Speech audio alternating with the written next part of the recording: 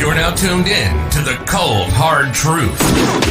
Cayman's #1 hard-hitting live podcast show, where we feature some straightforward conversations on political, social, and celebrity news and all things happening in the Cayman Islands and around the world. This show was created to give the people a voice and a means of being involved and informed without any filters. Sometimes it gets crazy, but we always keep it real. We bring you the tea, piping hot, so grab your favorite beverage and join the conversation via WhatsApp at 324-1612. Email tips at CaymanMarlRoad.com. Now, here's your host, Sandy Hill, broadcasting live from the beautiful Cayman Islands.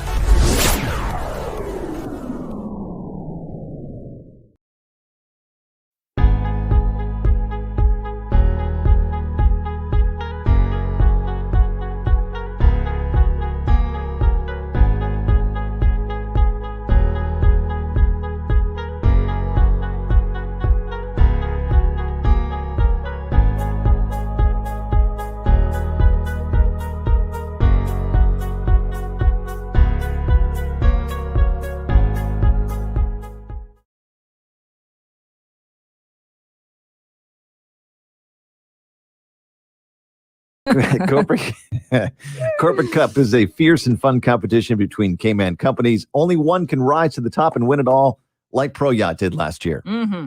They kicked everybody's butt. So they're still talking smack right now. They are talking smack. You gotta get your team signed up and try to Pro Yacht. That's the goal, right? We put on Cayman's premier team building event. We do all the work. Your company enjoys a day of fun, and we're also raising money for charity. So it's just a win all the way around. This year's charity is the Cayman Islands Little League, managed by the YMCA, and your team must have a minimum of 8 people and 3 women, as that's what's used for tug of war. Now, I can tell you, there's a couple of new challenges this year, and one of them is laser tag. Oh, really? Yeah. Okay, that's cool. Laser tag and archery. Archery's cool. Archery. Is it with like the ones that stick or an actual arrow? Like the suction cups? It's not like Hunger Games. So you're not going to put... They're foam tips. Oh, They're foam tips. So get all the info on our website, dmsbroadcasting.ky. I have some important news for you. Interesting news. It's Blake and Darren's Spilling the Tea with Sandy. Cayman's top news headlines of the day from CMR. Happy Monday, Sandy. How are you? Good morning, everyone. I'm good. Blake and Aaron, how are you? Yeah. How was the weekend? It was fantabulous. Oh, good. Awesome. I ran into Sandy on Friday. Oh, did you? Actually, yeah. Yes. He was in my neck of the woods. Is that your neck of the woods? That's kind of our neck of the woods on Fridays. We just a shout out because we like to do chicken on Fridays because that's the only night of the week they have barbecue chicken. They used to have it on Thursdays. I know, they changed it up. And it's Friday now. And the mac and cheese and the honey rum beans. So yeah. Yes. That's kind of our Which one did night. you go to? The one over Savannah? Yeah. Yeah, that's a good one. Yeah. I like the Samboko out there too. Mm-hmm. Yeah. Yes. So is that what you got, Sandy? Did you get the mac and cheese? Yep, I got the mac and cheese and the barbecue chicken. I was a little upset because the last 2 Fridays we went there, they were out of mac and cheese at 5 o'clock. We'll make more mac and cheese. How can you be out of mac and cheese? This is like I've waited all week. Yeah. So they promised me they would have it last Friday, and they did. So, that's good. So that is a shout out for them. Sandy, sometimes it's hard to gauge what how much you need, but it was a relatively good weekend. A bit of sad news in the local community. We had a fatality and some other deaths in the community, but so our condolences are extended to all of those families. But on Saturday, I mostly had a chill day, did a little bit of socializing with some friends in the afternoon, some pool time in Northside, and just had a good time. Some good food and good company, and it was all good. Made a few of my signature dishes, and they were like, "Hey, we didn't know you could cook." Oh, what's your signature dish? Oh, yes. Well, I have a few. So dessert brownies with nuts And I also did I know you want to, Blake. I don't know what to call this recipe. We decided on Saturday we're going to call it Gigi Dolce, just because we can't think of any other name. But it's a variation on the custard top cornbread, but I don't really like the custard part of the custard top. Custard cornbread? What? If I was coming over for dinner, you were having me over, what would you make? Like entree? What is your go-to? Well, I do my signature salad, which I made on Saturday as well. So that's like a tomato, cucumber salad with a few bits and pieces of extra fun in it. Lettuce. And then maybe I would do Cornish hen. I love a Cornish hen. I had a little bit of Cornish hen at that new Mrs. Piper's. Oh, I haven't gone yet. I heard it was good. Harassa chicken. I heard that's good. Yeah. So I'll whip you up some Cornish hen and a little bit of my mac and cheese. Oh. And you'll never go back to chicken again if you had my mac and cheese. Okay. Awesome. Let's talk about the accident though. I think it was Friday. That was sad. What was the story behind that? Well, we don't have a whole lot of details. We do know that young man was obviously on a motorbike, and the man who was driving the van was an older gentleman, I think like in his 70s actually. So we don't quite know what happened, except the two of them obviously collided. It was raining, so perhaps that was a factor in what went down. But really nice kid by all accounts. Customs officer? Yes, he worked for Customs, and so Customs did a thing on Saturday because I think a lot of their staff were just really, really upset. Yeah. So they closed the warehouse, I think, where he worked out of on Saturday, just to give them a bit of a break. But yeah, our condolences goes out to his family. 33 years old. Yeah. Very young. Too young. What's the deal with the shooting incident? Oh, wow. Now, this is a little bit crazy because this guy, they keep going after him. It's kind of crazy, but this is not the first time that he's been shot at. He seems to have 9 lives, though. But yeah, I remember there was a shooting incident at, I think it was Everglow Bar a couple months ago, where someone was shot at, but actually managed to survive. And I think it might have like hit him in the leg or glazed him or something. So yeah, same thing. A bunch of guys sitting on a porch, and whoever is meaning to get him keeps trying. So they shot up the house at around 3:00 in the morning. Jeez. And they like a proper drive-by. What's has he made somebody upset? it seems so. Yes. Okay. Wow. Yeah. Yikes. I think I would move. We started hearing rumblings about it before 9:00 in the morning, but we kind of waited to see if we could get anything official. And we did contact RCAPS. And then normally they know that when I contact them, that means that I already know what's going on, like 90%. I'm just trying to fill in the details. So I've kind of put them on notice that anytime I email you about an incident, know that I know the Marl version of it. I'm just trying to get your official version to fill in the details. Yeah. I know things, but I don't want to put out the wrong thing, basically. Yeah, so that's the understanding I hope that we have these days. But sometimes I know more than they want me to know is a problem. And I don't necessarily know that they don't want me to know that stuff. So I never want to impede their investigations in any way. But it's kind of one of those things. You're a journalist. So yeah. And the thing is, if they don't say to me, this bit of information is considered highly sensitive, do us a favor and don't publish it, then I'm not going to know that. I'm not psychic. Exactly. So, but yeah, it's crazy. He was under some form of police protection before, but obviously that has fallen away. Huh. So, wow. Yeah. All right. So, by the way, one of your viewers, Larry, is making song requests for us. He wants us to play Gangster's Paradise, Coolio. Oh, Thanks, Larry. Larry from New York. We'll get that on for you, buddy. Good one. Yeah, awesome, Larry. Sounds good. Sandy, anything else? Our viewers love hearing you guys in the morning. It's such a fun collab.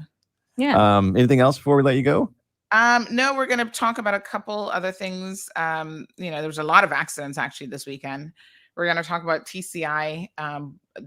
They've been boasting all over the place about their real estate numbers, about their tourism numbers. So we're going to kind of break that down a little bit because you did mention Cayman. We went to, I wanted to mention it to you. We went to Rum Point yesterday because it was one of the final weekends. Next weekend is the final weekend before they close down. So it's a big crowd up there, and it's just a great location to take the family, have some, have some good food and beverages up there. Home of the mudslide. It's kind of sad to see them closing down. Yeah, hopefully it's not permanent, but there's a lot of companies that cannot survive the continued state of things, unfortunately. Any update? Any press conferences this week that we know of? Not that we know of yet. Things seem to be settling down a little bit. Okay. There was the regulations that obviously went out, and I think that we'll see how all of that goes and how long it will be in place for. All right, we'll catch Sandy on this Monday on Facebook and YouTube, and we'll see you tomorrow. Awesome. Have a good one. You too. Aaron, what do you got? Right. Thank you to Blake and Aaron. I was running a little bit late this morning. I mean, I get up on time, but when you've got a toddler at home, things don't always go as planned. So sometimes she just insists on having a moment in the morning, like, Gianna, put on your clothes, do this. And it's like, no, she doesn't want to wear what I had in mind for her. She wants to wear shorts. She's going through a phase right now. I'm sure all of your kids did this, where there's only certain things they want to wear. This is where having boys is like a lot easier, because guess what? You're only wearing pants, right? You're not going to give your son, most of you, an option to put on a dress. So, she goes through these moments. There was a time when she refused to wear shorts. She would not wear any shorts at all. And we had all these shorts that were like, she's pretty petite. So, she was still wearing, she's like 3-4 years old, and she could still wear 24 months and they were still falling off. But now she's going through I only want to wear shorts phase. And I'm saying to her, you can't wear shorts every single day to school. I cannot wait until we get to the grade or school where uniforms are the order of the day, because I don't even want to think about what she has to wear in the morning. So, she had a little moment this morning. Last night, we decided she was going to wear a dress. And I was like, oh, good. She's already decided in advance what she wants to wear. And then this morning, she changed her mind, and it was all downhill from there. And then you got to pick out the shoes. And listen, I'm 1,000% for school uniforms, folks. I say, get the school uniforms. Good morning, everyone. Good morning to Irvelyn, Miss Morna, Daisy's here, Joy. Two Joys, Joy Ebanks and Joy Basteo. She says, good morning, Sandy and CMR fans. Miss Jean is here. Big up to Mark. Larry is here with us. Junior, Elizabeth, good morning. Sherry, Kevin, how are you? Who else we got? Miss Wee Wee, Rosemary, Keisha, Miss Beulah, Omeria says, good morning, Cayman. It's another beautiful day. And of course, Scott has got it locked. And I'm seeing a total of 234 people between YouTube and Facebook this morning. Good morning, Richie Rich. Catherine logging in. Come on, folks, say your good morning greetings. We've not seen each other in a few mornings, so why not? So we got a couple of things we want to talk about. But before we get there, let's play our video of the day, which, by the way, before I even get there, during COVID, I was doing the daily Do you guys remember these? Where they were like a positive message for the day. So it's not a religious message. It is just a message about positivity, and it encourages deeper thinking and awareness of who we are as spiritual beings in this world, right? Or, even if you don't think you're a spiritual being, you are on some sort of a path in life. And I haven't done one of those in a minute. A couple of days ago, I was saying I can't remember who I was saying it to, but I was like, you know what? I've not done a daily in a minute. And I really enjoyed these. I felt like they allowed us to connect at a deeper level. And so I am going to do them again for you. So just hold on a second here. This one this morning is called Big Steps on Life's Path. Very, very interesting. Let me make sure this is the one for this morning, because I change them every single day. No, it's changed already. So that was yesterday's. This one says timing can be everything. Now this is super interesting. So that's I'll go back and read the one from yesterday at some point because they're all so good. So this one says timing can be everything. Do we not know that? Trust me. Every person fulfills their purpose when the time is right. Well, I hope so. Here we go. Since human timelines quite often do not correspond with universal timelines, it's common for people to feel that life is progressing too slowly or too quickly.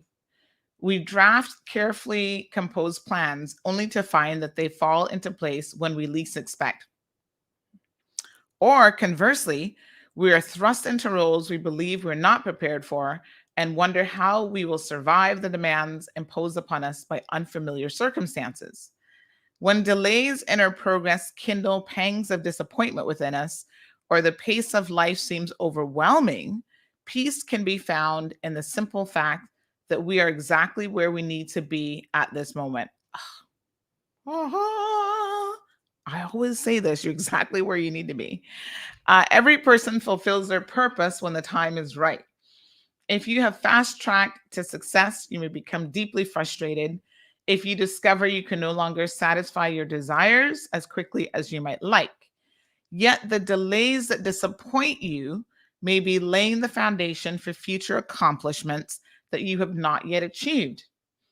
Or the universe may have plans for you that differ from the worldly aspirations you pursued up until this point.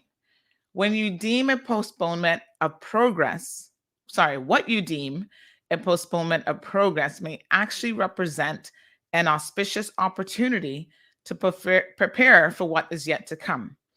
If, however, you feel as though the universe is pushing you forward at too fast a clip, you may be unwittingly resisting your destiny. Your unease regarding the speed of your progress could be a sign that you need to cultivate awareness within yourself and learn to move with the flow of fate rather than against it. The universe puts nothing in your path that you are incapable of handling. So you must rest assured that you are ready to grow into your new situation. You may feel compelled to judge your personal success using your age, your professional position, your level of education, or the accomplishments of your peers as a yardstick. Yet we all enjoy the major milestones in our lives at the appropriate time. Some realize their dreams as youngsters, while others flourish only in old age. If you take pride in your many accomplishments and make the most of every circumstance in which you find yourself, your time will come. Wow, I love that. Good morning, Sarah. Good morning, Tracy. Good morning to Miss Anne. Christopher is here. Aliano's here. Rita, thank you. Diamond Princess, Sapphire, and Brandon. Isn't that something? Your time will come. I love that one. Wow, pretty deep. Sometimes I have to reread them because they really, really go deep. And don't you find that even as a country, as I was reading that, I was thinking about us as a nation, as a country, in the current situation that we're in. You know, some people are ready to fling open the borders. Other people are like, no, no, no, no, no. This is too fast. We're not ready. And I hope that when you think about the fact that you're right where you're supposed to be at this moment, then you let me tell you, many, many years ago, I had someone tell me that. And in the moment, I didn't quite fully appreciate what was being said to me, but I did take it in. And I remember it. And it's one of those things that in life, when something is kind of going a little bit haywire for me, I always say, just take a breath, slow it down a little bit, because you're right where you're supposed to be. Your head, getting in your own headspace sometimes is one of the most challenging things in life. You just have a way of just overthinking everything. And there are times you just have to say, you know what? I'm right where I'm supposed to be. And when you truly believe that you're right where you're supposed to be, you can appreciate the moment more, right? Because there's something that you need to experience while you're right where you're supposed to be. There's a life lesson for you, or just a friendship, a good meal, whatever it is, just really take the time to enjoy it. So good morning, Miss Rosemary. I'm glad that you enjoyed that. Good morning, Miss Vernita. A few of you asked me where you can get those from. So it's called Daily Om. That's dailyom.com. I'll send you the link for today's one here in the session. But yeah, they have every single day they do these inspirations that are just absolutely amazing. Very, very deep. So yesterday's was called Big Steps on Life's Path.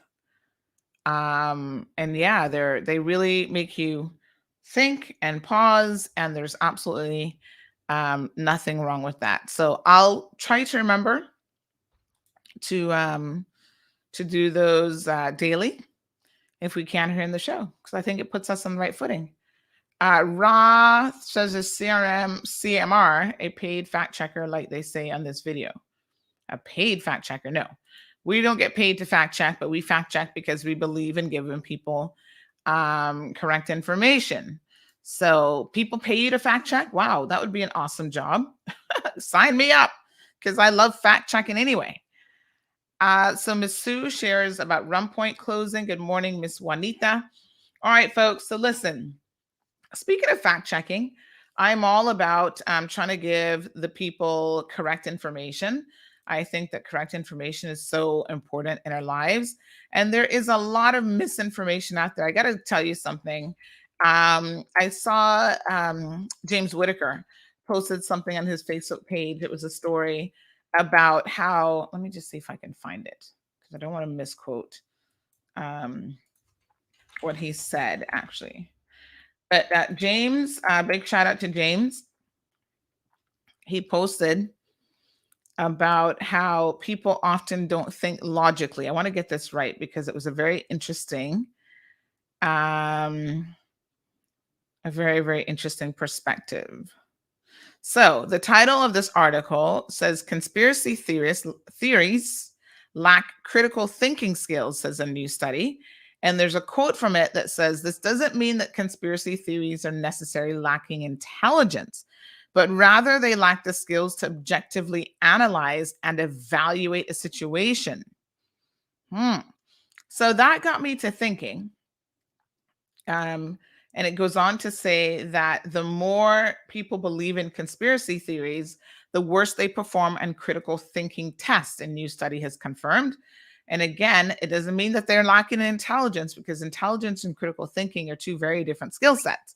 But rather, they lack the skills to objectively analyze and evaluate a situation.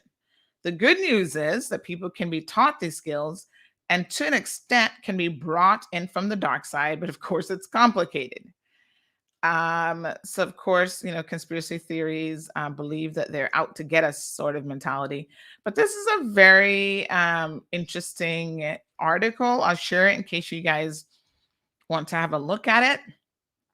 And it got me to thinking about the fact that when I was in university, this is moons ago at USF, that I actually did a course in critical thinking. Believe it or not, there is such a thing. I tell you not a word of lie. It is on my transcripts from USF. I did critical thinking. Now, I can't remember what grade I got. I feel like I didn't get an A, but maybe I got a B or something. But anyway, yes, I did a course in critical thinking. And it's really, really, it was an interesting course that really forced my brain to open up a lot in terms of how we come up with these fallacies and things that we believe in life that really have no basis in truth. And if we were able to critically think about it and to pick it apart, and there's certain universal truths, like they're ideas that can be mutually exclusive, they're not dependent on each other. And so it really pushed me as a young person in university to contemplate and consider how I looked at everything in life. That's what critical thinking is really all about. And, so many things that we believe and that we accept as truths, it is really because of our experiences and how we've been raised. But if we pick it apart, then we would see that, we're probably not the best at critical thinking. I think a course in critical thinking should be mandatory. It's like in university, how you have to do a math course, you have to do a foreign language, English 101. There's certain basic courses that you have to take as a foundation to then move on to do whatever your specialty area is going to be. I think every single person, even before you get to university, honey, make it a high school class. Every person should be given the opportunity, not given, forced to take a critical thinking class, because it will really, I think, change your life in so many incredible ways. So speaking of misinformation, let's have a look.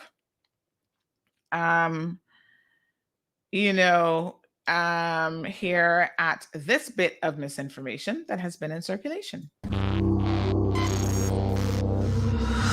It isn't that straightforward to define misinformation. Misinformation is incorrect information that is available to you in one way or another, right? But it can be much more complex. Sometimes misinformation, somebody just makes a mistake and gives an incorrect bit of information, and you may or may not add that into your knowledge base. Anybody who has a record of the meeting that the FDA had on Friday the 17th, they made it clear that the PCR isn't very reliable and that they're going to withdraw it. In December, I heard. In December. That's right. So why would especially private companies, why would they go this way? Thank God they have a blood test now. Do they really? Yeah, they have. Wait a minute. So why that not been made widely publicized? Yeah, they have a blood test available now that goodness. is a bit more accurate than the PCR. The PCR technology, what they do, I heard it can't isolate COVID-19. Yeah.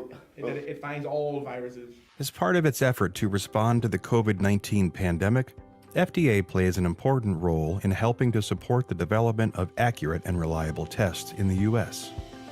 There are two main categories of tests in the fight against COVID-19: diagnostic tests and antibody tests. Diagnostic tests can tell you if you currently have an infection. The FDA has authorized many diagnostic tests for COVID-19, including molecular tests.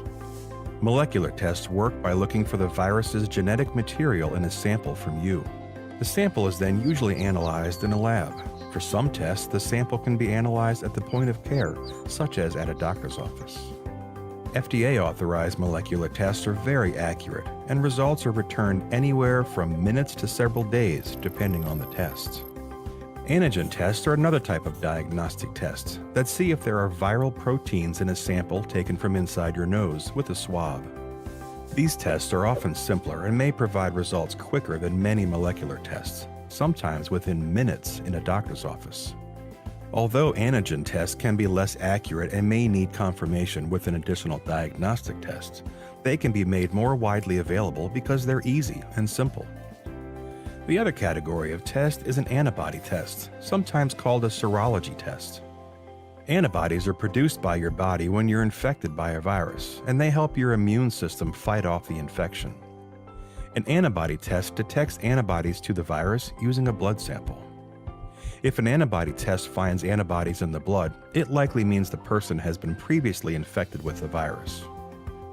Antibody tests do not show if you have a current infection, and they should not be used to diagnose a current infection from COVID-19. The results from antibody tests can help us better understand questions about exposure to COVID-19 by helping identify who has been infected and has developed antibodies, if antibodies may provide protection from future infection, who may still be at risk, or who may be eligible to donate a part of their blood called convalescent plasma, which may serve as a possible treatment for those who are seriously ill from COVID-19. If you have questions about COVID-19 diagnostic or antibody tests, talk to your doctor.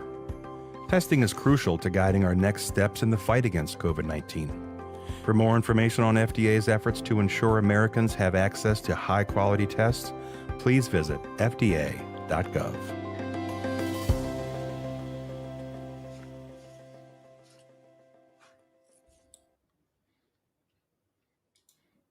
All right, folks. So thank you for that bit of information there.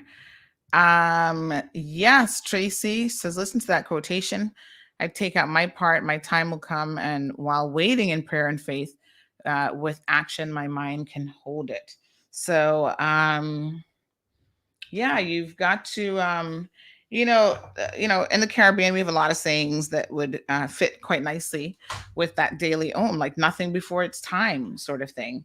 Now I find that some people will use those things though as an excuse to not do anything in life, like they're just waiting for a miracle to happen.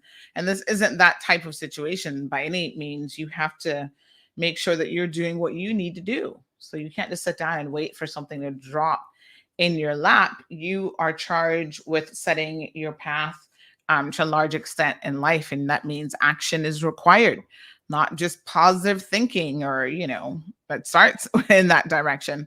But there is so much more that is required than that. So thank you guys so much. So we see that Ra Ahik is here to harass us today. Says, what scientific degree does, you can't even get the name right. It's not CRM, it's CMR. So we're going to do you a favor, my darling, and we're going to go ahead and block you. Let's make your life as easy as possible. There you go. So now you can go and fact check somebody else and relax yourself. No one has ever claimed to have a scientific degree here, but you know what? We rely on the scientists. So I don't know who you are with your fake social media account. I just had a quick look. But what I'm pretty sure of is that you don't have a scientific degree yourself. Isn't that amazing? When you want to call people out for their degrees and their qualifications, make sure you check your own first. But I don't have to be an expert or a doctor. There are tons of people out there who are. And by the way, not every single person, just because they have a degree, makes them an expert on COVID-19. So I see a lot of physicians, a lot of nurses who have absolutely lost the plot. And they themselves, despite being very, very intelligent, are conspiracy theories, and they want to believe certain things. And it doesn't mean that they are, just because you have a doctor's degree or you might be able to perform surgery well or do XYZ, that you're an expert. It doesn't mean that you can't at the same time be conspiracy theories, because yes, physicians can be. Physicians can be highly illogical people, despite having science available to them. Nona says, I truly believe this. Those who are not critical thinkers can be easily brainwashed. It's a thing. Believe me when I tell you. And no person who is not a critical thinker will ever say, I'm not a critical thinker. We all think that we are. And most people don't even understand what the term critical thinker means. So here's what this article continues to say. Conspiracy theories are nothing new. But they have greater reach and intensity with the advent of social media. And it's not true. Just like that guy who was just on here, he creates a fake account and starts posting all sorts of stuff. Here's a comment: government paid because that production ain't free. You're so incredibly misinformed, because that little video, I'm sure Kevin doesn't mind me saying that he actually did that video. It's probably nothing that requires a videography degree, just in case you're wondering. But, Kevin felt like he wanted to put something together that spoke to truth and really called out some of the misinformation in particular that is in circulation locally. And trust me, there's a lot of it out there. It is unfortunate, because I think to some extent that there are other people getting on platforms, putting information out there that I don't even think that they believe themselves. And I'm not quite sure how that works. I'm not sure how you can get up and talk to people about all this misinformation regarding COVID. I guess because somebody's footing the bill. I mean, I don't know. I don't want to necessarily make that assumption, just like that nut here was making the assumption that, we're putting out correct information and therefore someone has to be paying us to do that. No, I'm doing that because it's the right thing to do. But I see other people doing the opposite. They're putting out misinformation. And I'm like, it can't be that this person actually believes this. Can they? But then when I continue to read this article that says, listen, don't confuse the two things. Being a conspiracy theorist and being intelligent are not connected in any way. And that forces me to think logically about the situation. And I absolutely agree. So an associate professor of psychology at the Paris Nanterre, and forgive me if I'm mispronouncing that word, university, and co-author of this study, says conspiracy theories refer to attempts to explain the ultimate cause of an important event, whether it's social, political, or climatic, by accusing a hidden coalition of perceived malicious and powerful people or organizations of having secretly planned and implemented these events. Isn't that amazing? For example, there's a persistent conspiracy theory that shady figures in the US government were complicit in events of 9/11, where airliners were flown into the World Trade Center towers. You guys remember that? They just celebrated an anniversary recently. The Pentagon and the field in Pennsylvania and the attacks weren't simply the work of Islamic terrorists. The QAnon conspiracy theory of a global satanic network of pedophiles run by political elites is so widespread and powerful that it led to the election of a true believer, Republican Marjorie Taylor Greene, to Congress. Imagine that.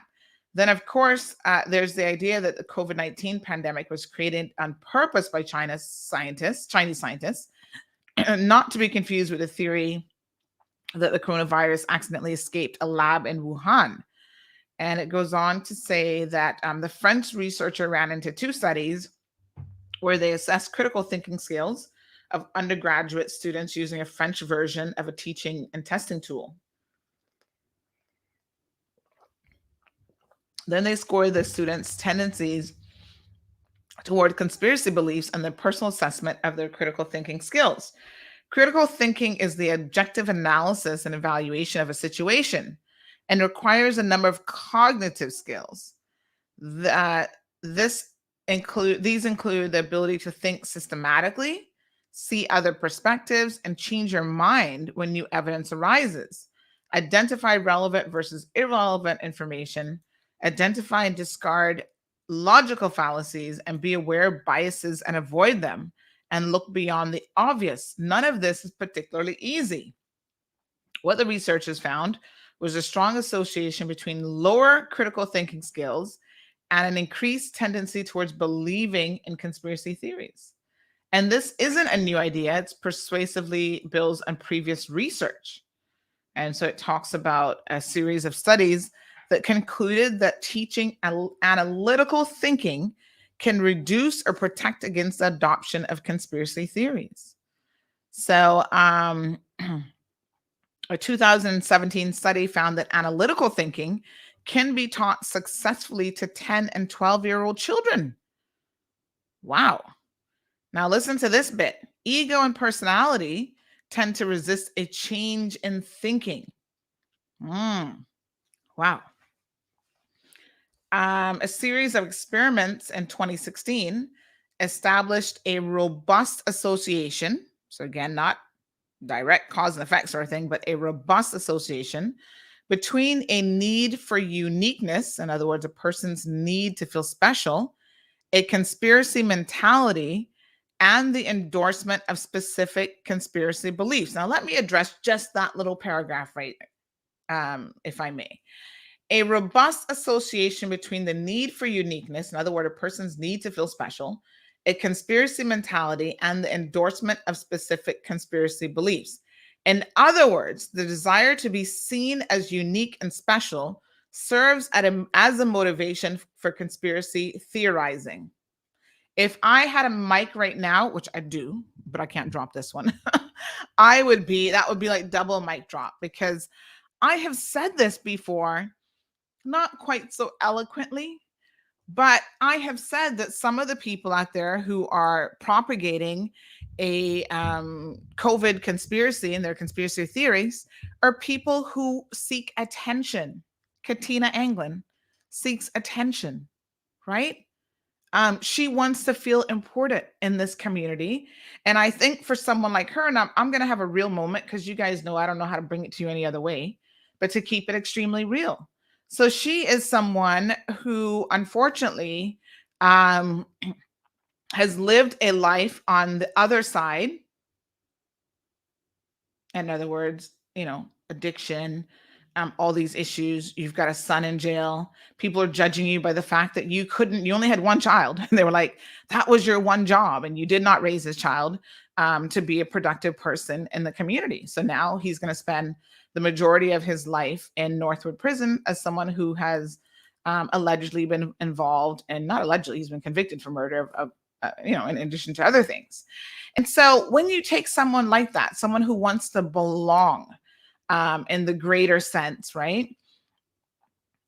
I have always felt like that's what this is all about. This is about attention for herself. And not just COVID-19, her anti-gay bashing mentality, oh, I'm going to sue the governor. Oh, wow. Because you want to feel important, right? You sue the governor. This isn't even your issue. Well, she claims that she's a Christian. She has certain beliefs, but this isn't even your issue. But yet, you're going to be the one to sue the governor. You're going to be the one to lead the charge, because again, in your head, there is some sort of connection or relevance to how you see yourself, your self-worth, and these supposed causes that you wish to take on and want to be a part of. I'm standing up for the rights of the people in this country, she says.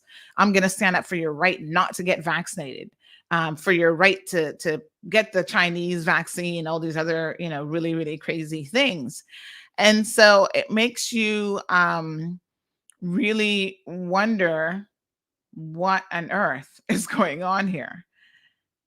So that when I read that section of this piece, to me, that made complete sense. I'm like, oh God, I've been saying it, like I said, just not quite as eloquently as that.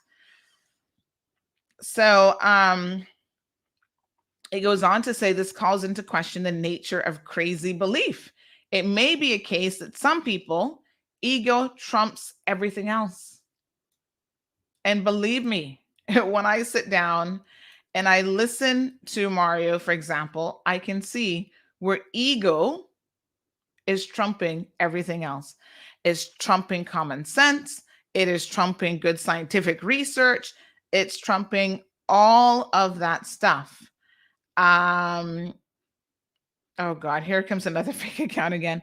Where are you guys coming out from this morning? I'm curious. Let me show you what their accounts look like in case you don't believe that they're entirely fake. Look at this. Here we go. Look at this fake account. When was it created? Just September? Wow, that's it? And they're following us, and they're following word of mouth. So this is a person who is here with a particular narrative. I'm sure they're friends of word of mouth. Honey, you and your fake name, do us a favor. Just unfollow us. We don't need you to follow us because yes, according to you, we're all about fake news. So why are you following us? Let's block you as well. There we go. Let's make you happy. How do you feel? There you go. There you go. There. Stop the nonsense now. Oh, lots of blasphemy on this media source. Well, the beauty of it is you and your fake page don't have to listen to it. I'm amazed. I mean, one thing I will say for Katina and Mario and people like that is at least they have the audacity to put their face to it, which I think is fantastic. I was speaking to Luis this weekend over at Media Warehouse. He's the one who does the production and promotion of Mario's show, Word of Mouth. And I, amongst other things, I said to him, your brand is now tied into this word of mouth show because that's the only thing you're doing at the moment. So your brand is tied into this, whether you want to accept or believe that or not.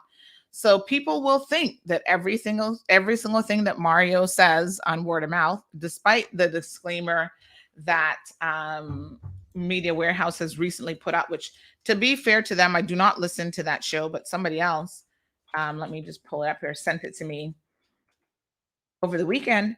And they said, who is behind Media Warehouse? Does Mario own Media Warehouse? I laughed and I said, no. Because again, people are now believing that that is his company. And so the people who do own Media Warehouse, whoever you are, I know Luis is obviously the front face of it. Whoever those individuals are, your brand is being, intrinsically and irrevocably, probably, Mario and the brand, the word of mouth, because that's you guys that are producing that. So they have put in this disclaimer, which they think will be helpful to them when people decide to mount litigation, which is probably only a matter of time, because already I have had people contacting me saying, make him keep it up. So it says the articulations and or expressions of the host, guests, or participants of word of mouth are solely attributed to them and in no way reflects that of Media Warehouse. So they think that that disclaimer will do the trick. But those of you who know a thing or two about litigation and disclaimers will obviously know that that isn't enough, especially if you are the very reason why the content is out there and you're the very reason why it's being pushed on social media as well as through the WhatsApp channels and so on. So you can't then take no responsibility for the message when in fact you are the entire source behind getting the message out there to begin with. So it's very, very interesting. But again, I go back to this article and it says that it's worth considering this when puzzling the apparently self-destructive behavior of conspiracy celebrities, for example. And this concept of self-destructive behavior is one that we've seen even locally with people who really buy into these things. They eventually tend to self-destruct. So they talk about celebrity chef and conspiracy theories Pete Evans, who was fired from Channel 10 on the day that he was to start filming I'm a Celebrity, Get Me Out of Here. He lost his cookbook publisher, millions of dollars in endorsements, and featured TV appearances for posting a neo-Nazi symbol on his Instagram page. His Facebook and Instagram accounts have since been shut down because of sharing misinformation about the coronavirus. He's also been fined $80,000 by the TGA for allegedly spruiking dodgy wellness products. And his reach has dwindled along with his income. Evan has remained unrepentant. And you might wonder, what was he thinking? Well, of course, again, logical thinking just isn't in the equation.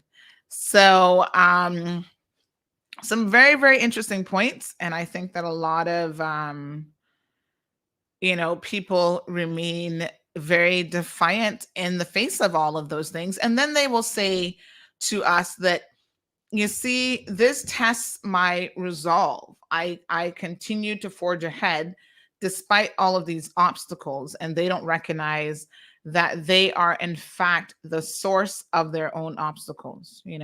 Sometimes we're our own worst enemy and we get in our own way. And that is why at the age of 70 something, a lot of you are sitting back with a lot of regrets in your life. And then you're trying to attack, younger people who are, up and coming or doing something that you see as somehow taking away your moment in the spotlight. It's just absolutely amazing to me how egos drive a lot of what I see happening around me. And you may not always know it and you may not always recognize it, but a lot of times that's what it's all about.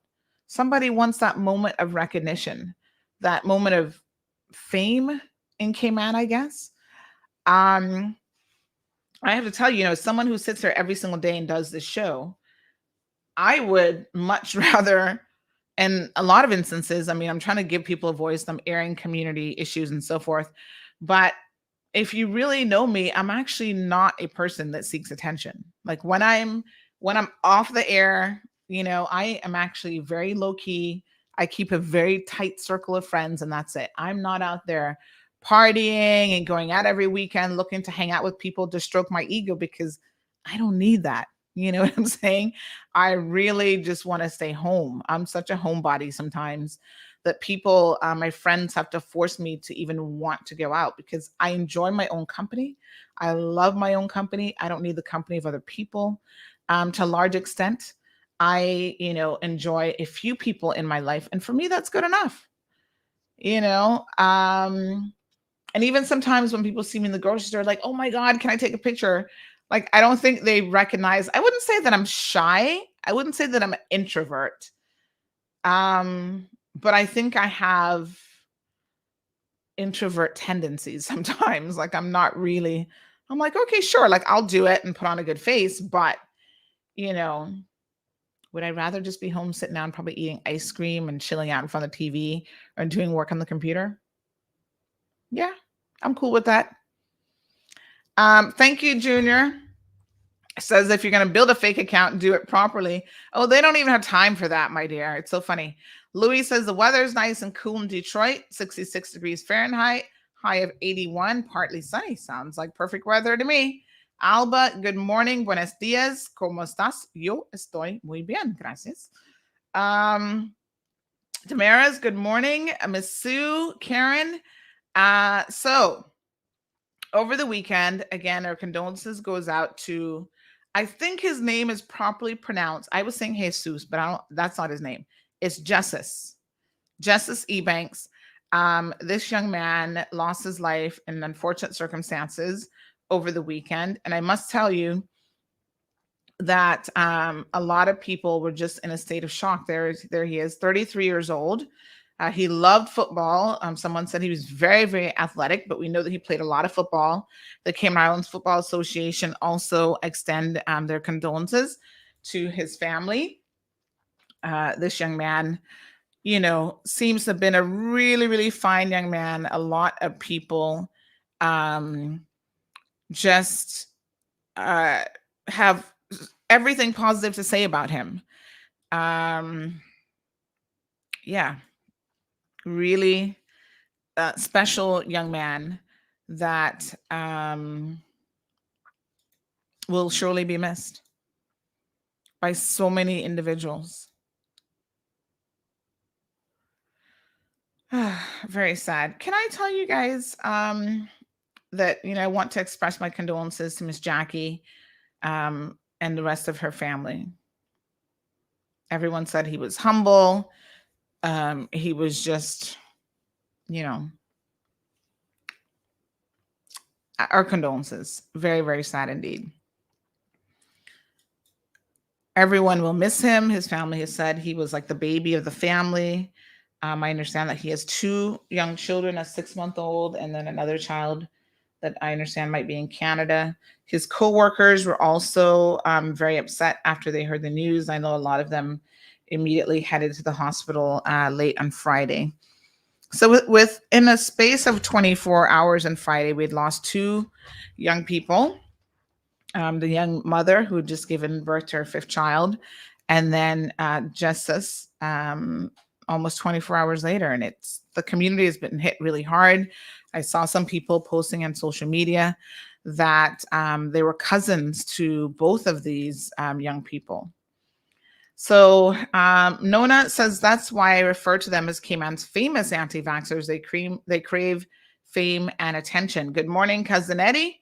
How are you? Can I tell you guys, look at how quickly what we did had an impact. Look at this. That fake account is now gone. Check that out. Literally, the second we blocked this person, I was trying to actually report the fake account because Facebook needs to do a better job. And it said something about syntax error, whatever. And I'm like, what does that mean? And then I refresh it and look, it's gone, completely gone. You see, folks, these people are trying to be relevant. They create these fake accounts to try to come on platforms like CMR to somehow have a voice. Well, whoever you are, whoever you really are, use your real voice. Be judged. I'm going to give Mario credit for this, and I'm going to give Katina credit and everybody else that's on the anti-vaxxer bandwagon. At least now we can look at you all and say, wow, this is how they really feel. And again, I don't know that Mario is kind of like, he's the consummate, I'm not trying to be rude to him, and this probably isn't the right word, but it's the only thing I can think of. Maybe you guys can help me think of a better word for this. He is a consummate hooker. That's not the word I'm looking for, but I can't actually in my brain right now find a more intelligent word. He is someone who will sell themselves for a price. What else would you call that person?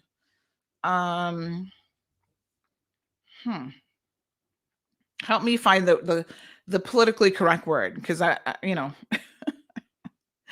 I'm using a street word here, that you're a hooker, honey. But that's not really the word. My brain just is having a moment where I can't even come up with what he is, because that's as low as it goes, right? But we'll do anything for $1. So any narrative works for him, as long as somebody's paying the bills. And so at least a lapdog, somebody says.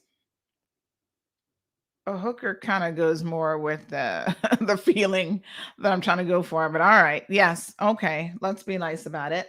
He'll be anybody's lapdog if the price is right. And so I don't know that I believe everything that comes out of his mouth that he believes. I honestly don't think he does. Or he's just not committed to anything really, unless it's something of convenience in the moment. So if it's convenient for him to attack certain people, he will attack certain people. Now, there was a video circulating recently where he was attacking a businessman in the community. Now, I listened to the first couple seconds of it and then I stopped, because, again, not trying to insult the man, but sometimes the truth can be insulting. And the truth is, he has this narrative that the millionaires and the billionaires of Cayman have a beef with him. Let me give you a reality check. Those people don't care anything about you. You're not even on their radar. But if you continue to spew, someone says an opportunist. Yes, perhaps that's a better way of saying it, right?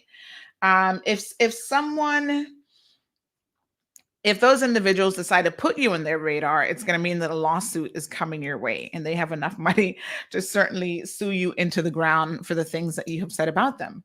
But most people do not want to give him any credibility by even entertaining what he says. Yes, and someone said lions do not care about the opinions of sheep.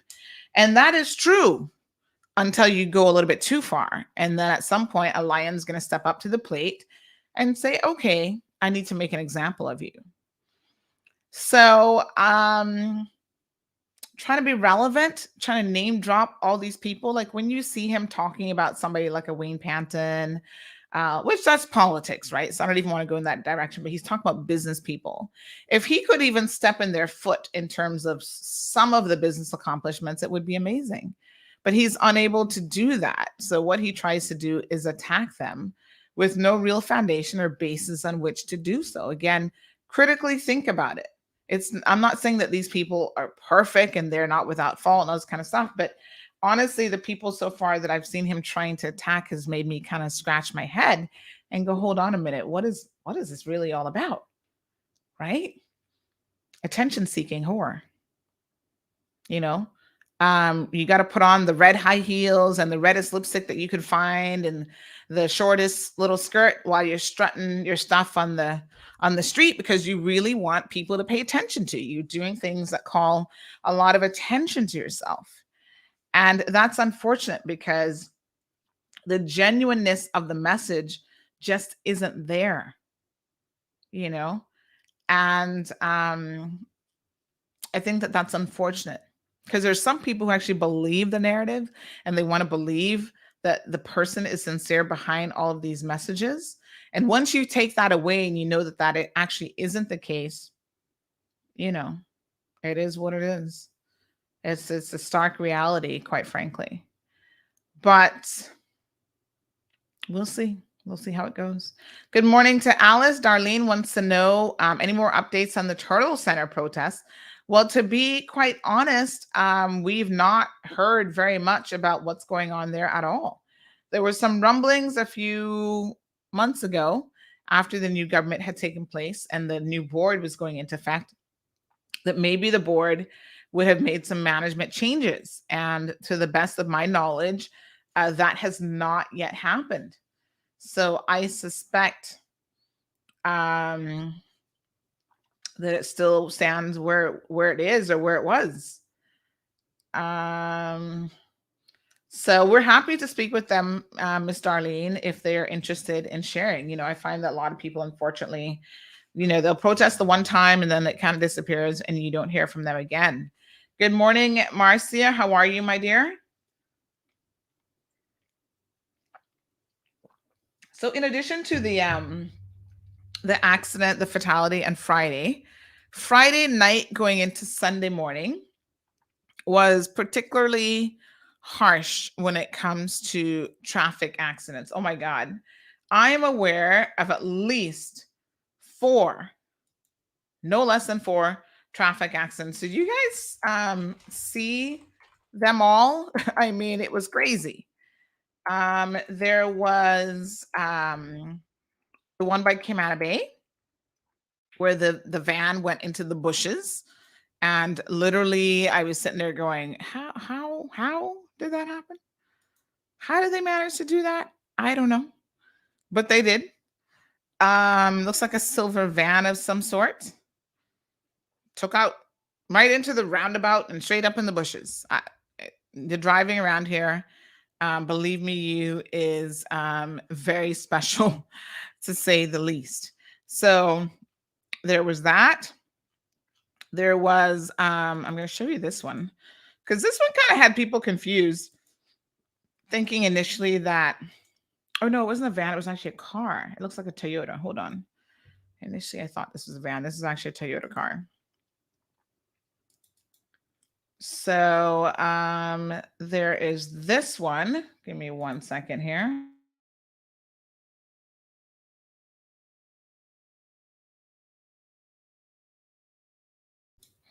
So yeah, this Toyota car, this is the first little Cayman Bay roundabout. That's the Galleria in the background with the blue top. So that one happened at some point overnight. Then there was another one in the Savannah area. Check this out. This person took out almost, not quite, took out a light pole. And so, Porcy, you see, all day long, they had to spend, their staff, their employees had to be out on the road trying to repair and replace that light. Well, there's no repairing that. You have to replace that light pole. And you know what is so funny is I think this is the same pole that during Hurricane Grace, the one that was there, toppled over, and they had just replaced it with this one. And now they're having to replace the same pole again. Because when we sent this out in our WhatsApp news group, somebody said, oh, no, that's not because of an accident. They didn't see the picture and stuff. They said, that's not because of an accident. That was from Grace. I said, no, the Grace one was actually already replaced, because for a minute after they erected the new pole, they left the old one there kind of still leaning over, right? And I kept looking at it every time I would drive to town, thinking to myself, how long is that pole going to stay there? And then within the week or two, they removed it. Now it's like the same pole. This car, look at the front of the car. The bumpers off to the side, I mean, just ran right into that. That's so crazy.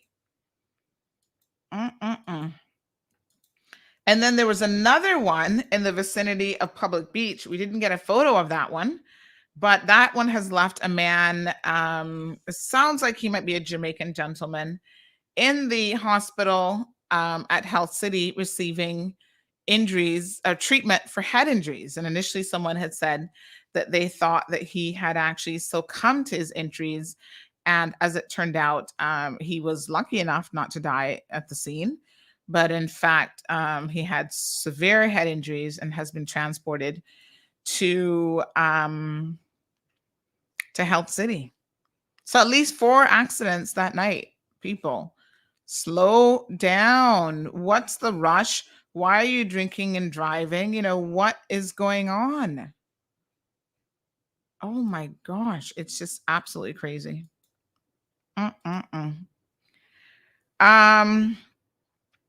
So yeah, that was a very accident-prone evening, night into the the overnight hours between Friday and Saturday.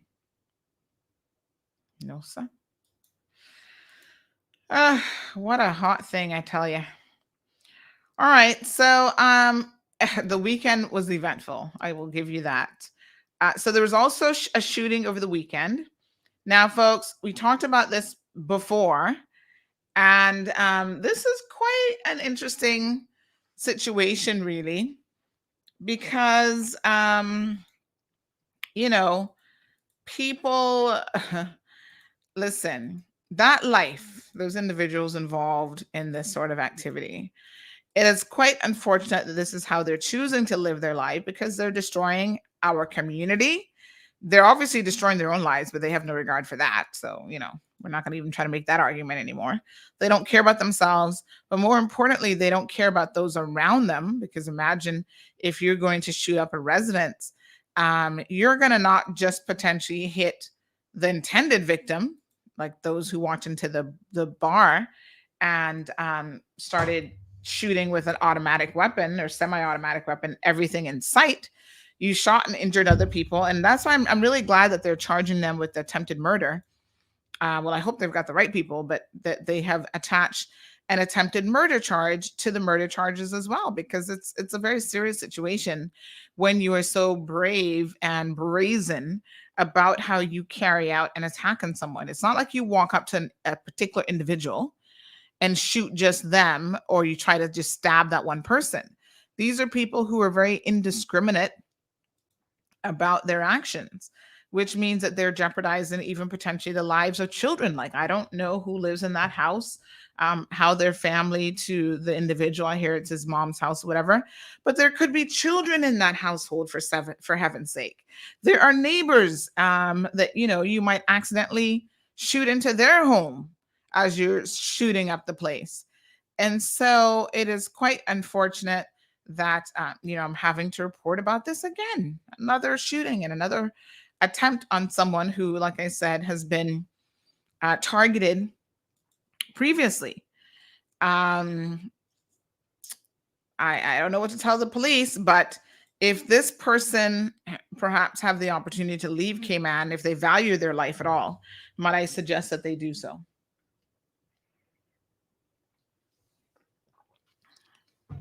Otherwise, I feel like you're going to just be another statistic. And I get it.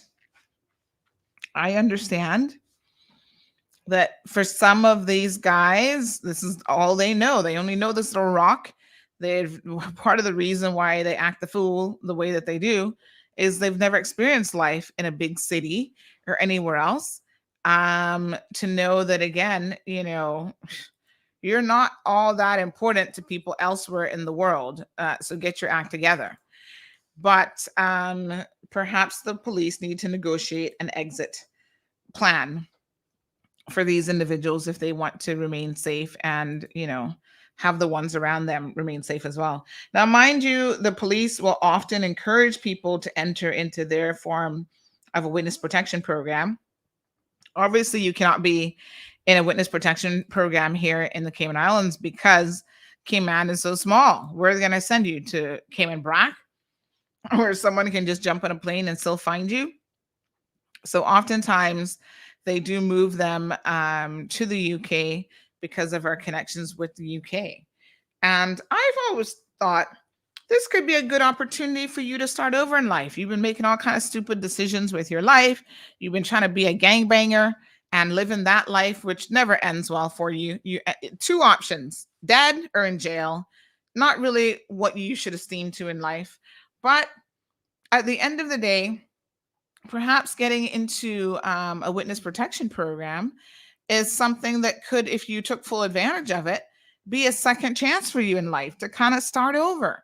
Go over there and learn a skill set and really start to flourish and do something more positive. But I also do understand that really these people struggle because, again, they've not been provided with any real skills in life. They don't have much ambition to do anything else, other than what they're doing. And so it becomes challenging for them to know that there are alternatives available and to really want to take advantage of those alternatives as well. Have a think about it, folks. Young men, maybe you're listening to the program, maybe you're not, I don't know. But try to consider the options that you have available to you in life. You don't have to remain in Cayman and be gunned down like a dog in the streets. You can choose to make some smarter decisions with how you navigate through life. So young. I mean, these are kids, 20s and maybe 30 years old if they're lucky, because most of them don't live that long. Being mixed up in this kind of foolishness. Incredibly sad. So the police will continue their investigations. Of course, if you have any information that can assist them, please do so. You know, we have been told by our sources on the street that essentially what is going on here is that they are after this young man because he may have testified in some trial or something of substance.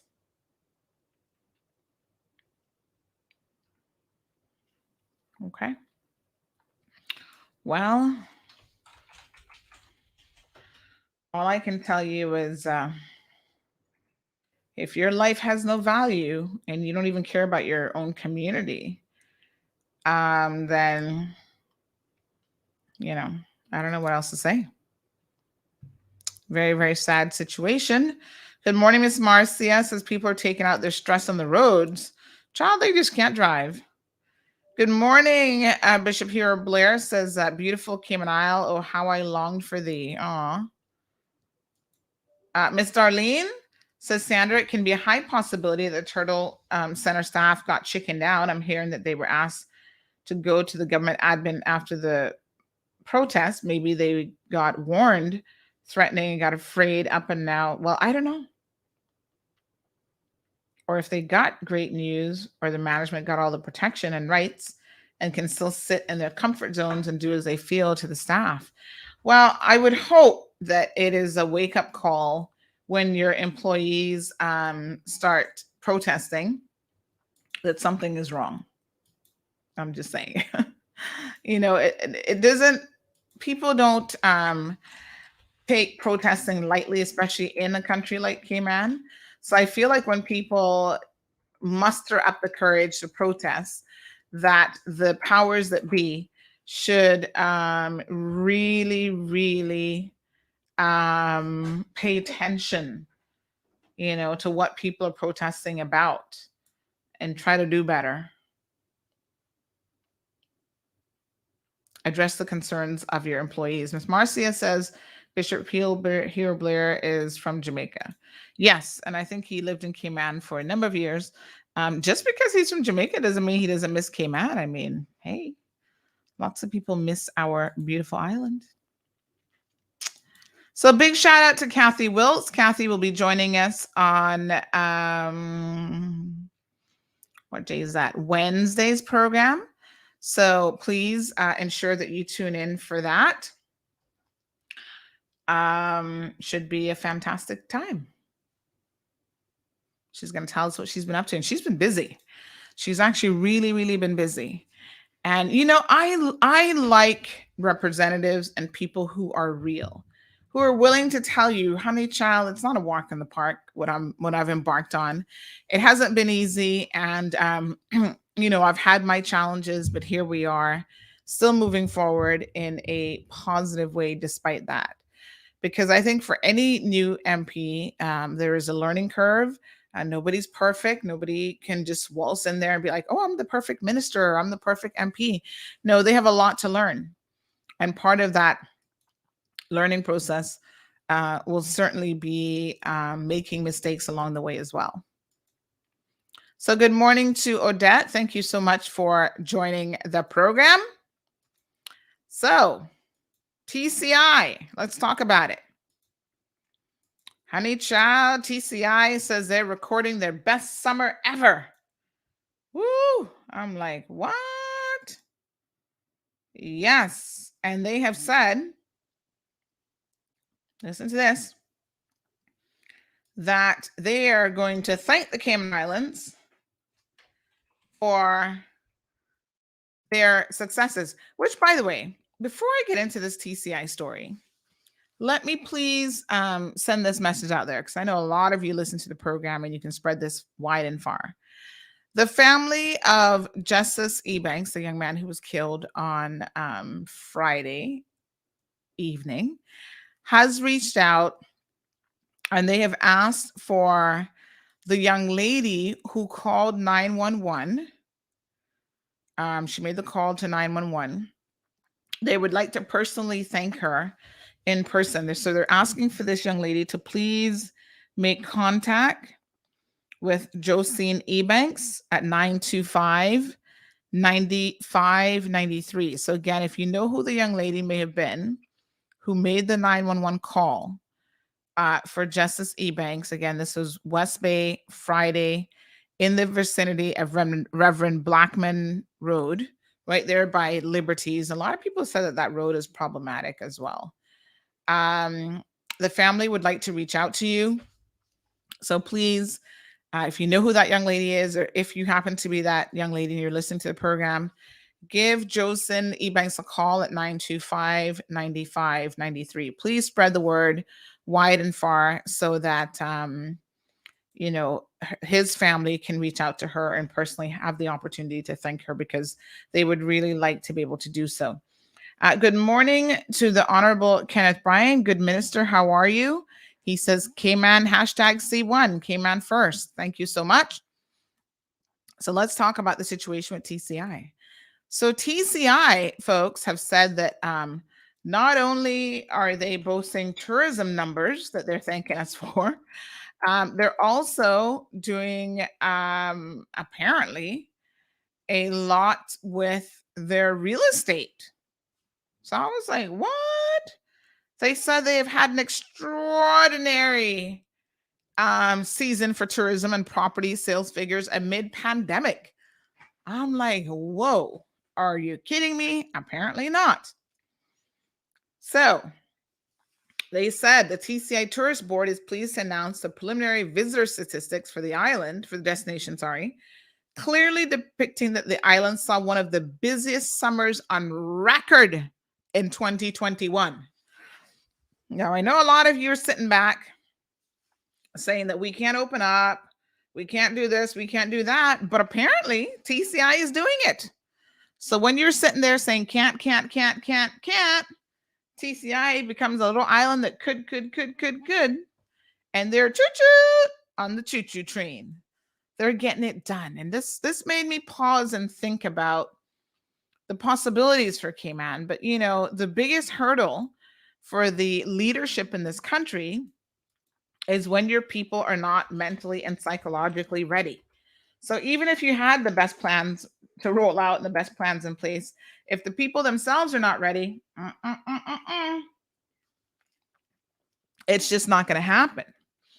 Now, I do find this extremely interesting, and I looked at their numbers and I thought to myself, whoa, this is quite a significant increase even over the period in 2019 before COVID would have hit. Folks, let me do a big shout out to Kevin Watler. Kevin he's a friend to the show, as we like to say, compadre. You guys know that Kevin is in the space of media, and Kevin has done a fantastic job with assisting us with the COVID message. He has actually reached out to a number of Caymanians, and there's more videos to come, living abroad. And he's talked to them about what life is with COVID. So let's take a moment now to watch one of those interviews, and then we're going to come back to the remainder of this TCI story. Miss Anne says, we will be the island that time forgot. Geez, them again? Darlene says, Cayman is going to regret all the delays that we're putting in the reopening process. We're heading for an economic pandemic. And the people are not ready for that, as much as they want to claim that they don't believe in profits over people. My good friend, it's not going to be a question of profits. It's going to be a question of survivability and being able to put food on your table. There has to be a balance that we're going to have to strike, folks. So putting food on your table will become just as critical to you when the ish really hits the fan here in a minute. So right now, y'all are feeling good because the only people being impacted is the people at the top. The people who own the businesses are the ones who are being impacted. But if you don't think that's trickling all the way down, you do not have a clue, folks. We need to wake up and smell the coffee. So let's have a look at this interview. Now, this one that we're going to watch, let me get the young lady's name, first of all. Again, big shout out to Kevin Watler. He's in Lakeland, Florida, and he did those interviews for us. This one is Miss Lisa Hilton, and we'll find out more about her through this interview. Have a look. Hey, so we are with Lisa Hilton, and she is one of the lovely Caymanians we have that are living abroad. So, but before we get started, Lisa, tell me something. Who you for? So I am for Richard and Anna Hilton, out of Spots Newlands, which is in the same area that you grew up in as well, Kevin. So we went to Savannah Primary together, and I then eventually went to Triple C. Actually, I think we did Triple C together. That's what it was. Yeah. Triple C, and then St. Ignatius Catholic School, and then community college, and then eventually leaving Cayman. So yes. Okay. Well, you are where exactly? So I live in Los Angeles, California. Okay. So what's the COVID situation like over by you? Yeah, so these days as we were preparing to chat, I just looked online and saw that, in terms of new cases, there seems to be not many. There are like 0 cases that they reported yesterday, which was September 17th. And that's just Googling COVID cases in Los Angeles for today. But for us, I would say that primarily right now, like whenever you go to like the supermarkets or to restaurants, like people still wear masks. The mask mandate is still on for everyone to wear masks when they're going indoors. However, every state sort of handles things differently, because I was recently in Texas, and the mask mandates have a different approach there. But here in California, it's a very strict. So if you're indoors in restaurants or different things like that, then there is definitely a mask mandate. Yeah, and California's been one of those places that's had it really strict, more or less throughout the entire pandemic. Not all states have had it that strict, and California never was in a position where it just had no cases reported in a day. There was a time where there were many, many cases. In fact, one of the variants came out of California, the California variant. But, there were a lot of people that did have COVID. They were out and about. So how did you live with that? Yeah, it's still like, I know that I'm not immune to COVID. I know that. So I did a couple of things. When the vaccine was available, I decided to take the vaccine. So I chose to do Pfizer. And I took shot number 1 in like April, and then shot number 2 sometime in May. So for me, like that helps me to at least boost my own immune system, knowing that it doesn't prevent me from getting the virus, but it at least helps my body to fight it if I was to catch it.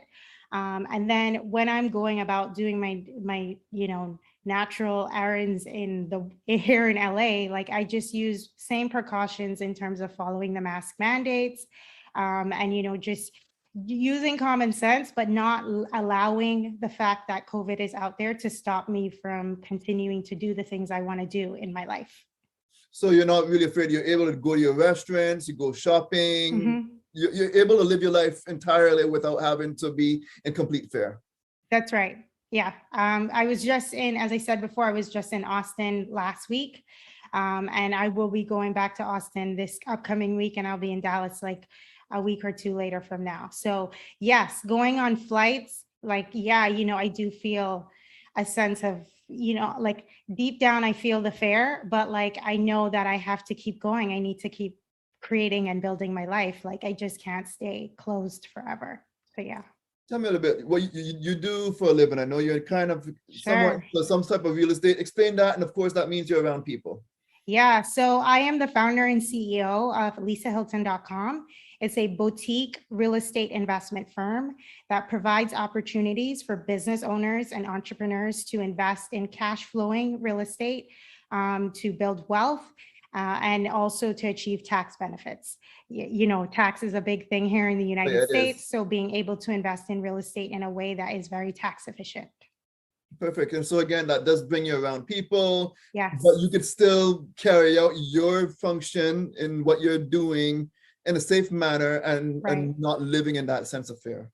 Yeah, you know, I think one of the key things that I would also share with people is like, take care of yourself, like sleep, get enough sleep, work out, like have a routine. Maybe you're not someone that is like super workout person, like running several miles, but like, you know, go for walks. Like those are things that are not going to give you exposure to COVID. If you're going for a walk, in, you know, not necessarily around other people, but like being able to have that time to get out there, and then eating well. So lots of fruits and vegetables, and just really taking care of yourself, and, you know, conditioning your mind for positivity, because that's going to also help you to continue to show up for your life and what it is that you're trying to create.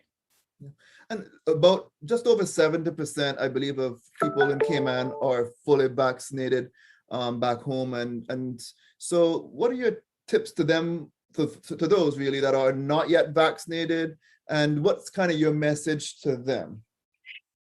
Well, you know, what I would say is for the people who are not vaccinated, I think number one, it's your choice. It always is your choice. And I think that if you feel that that's what you want to do, by all means, go for it and keep going down the path. I do encourage people that are around me to get vaccinated. I think it at least helps your body. It's not preventing you from, you know, contracting COVID by any means, but I would say that a lot of the people around me who have decided to take the vaccine has enabled them to, you know, be able to have a shorter time with the virus, and, you know, potentially even a milder form than, you know, if they felt like as though they didn't do it, didn't take the vaccine. So luckily, knock on wood, I have not had that issue so far. So, you know, I'm just really grateful. And I got one last question. When you got the vaccine, did you go an extra arm or have any serious effects on that? And the answer to that is no. So like the first dose, I didn't even feel anything differently. The second dose, I definitely felt it for that day. And it sort of slowed me down. But then once I got into the second and third day, like I was just back to normal. And, you know, now we're in September, and I took the second one in May, no problems. Like I'm out here living my life and continuing to do the things that I want to do. So yeah. Lisa, it was awesome catching up with you. Really appreciate you talking to me, okay? Yes, thank you, Kevin, for having me.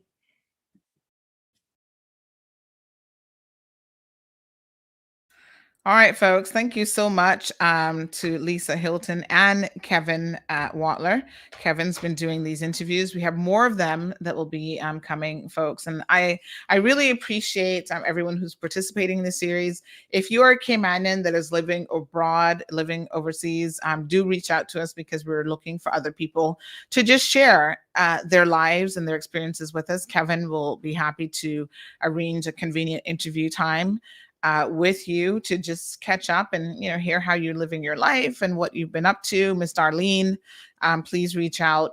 I think it's extremely important that we understand that there are people, Caymanians in particular, all over the world who are living their lives in a very full and satisfying manner, despite the fact that COVID is everywhere.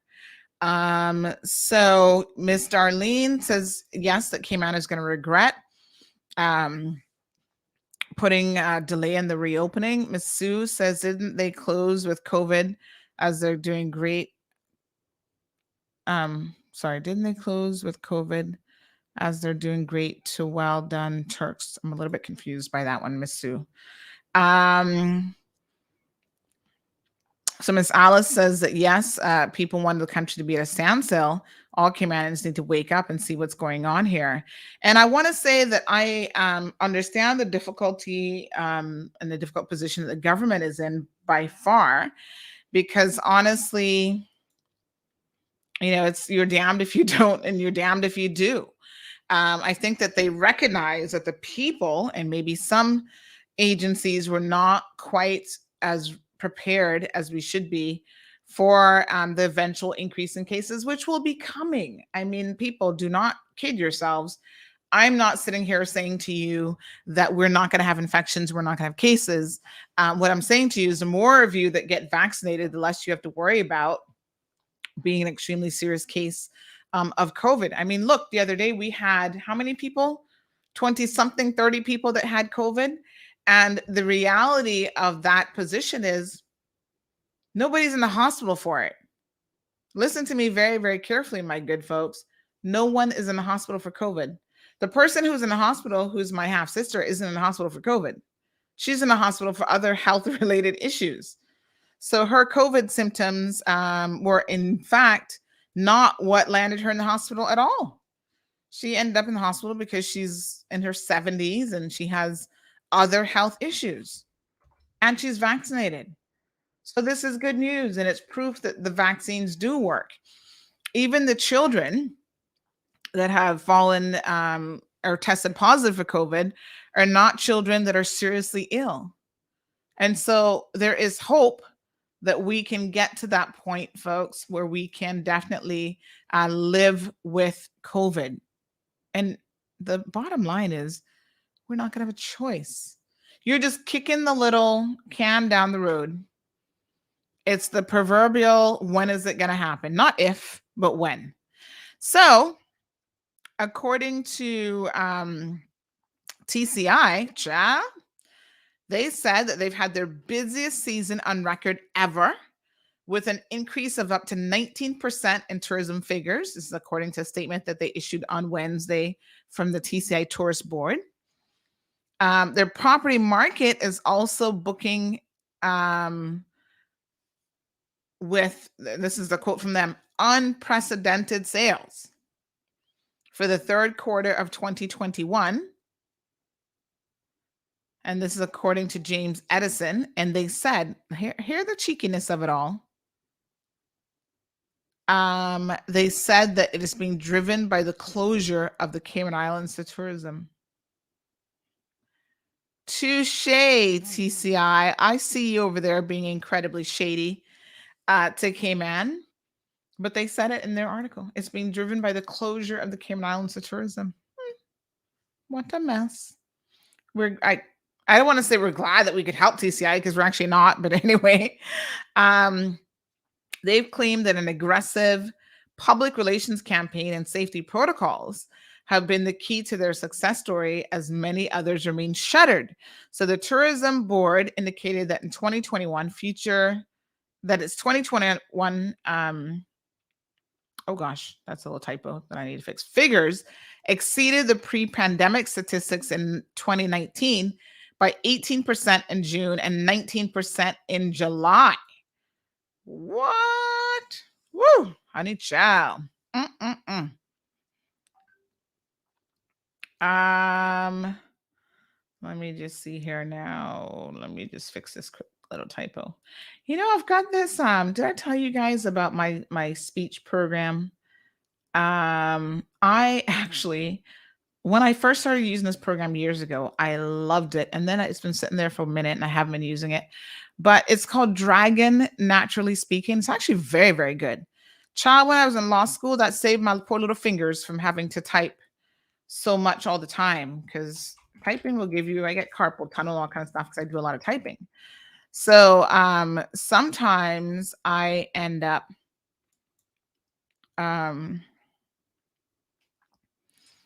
using this program, and I think it was last week or so, I was like, I need to dust it off and install it on this computer, which it hadn't been installed yet. And child, I've been using that to type all sorts of, type my articles, and you can type emails, you can do all kind of stuff with it. Takes a little bit of practice to remember all the commands and whatever, but it is an awesome, you just speak and it types, composes your entire emails for you. So yes, so TCI, let me continue the TCI story here. So they have said, folks, that in August, they also saw an increase of 15%, with over 41,000 734 visitors. The board noted that these numbers far exceeded their projection modules and were above average in a normal economic climate, much less the COVID climate. TCI also boasted that their effective marketing campaign and pent-up demand was the words that they used for summer travel have contributed significantly to the increase. In fact, they note that they have been successful at enduring safety protocols that have protected both the local and international population. So again, very, very interesting. Let me just see here.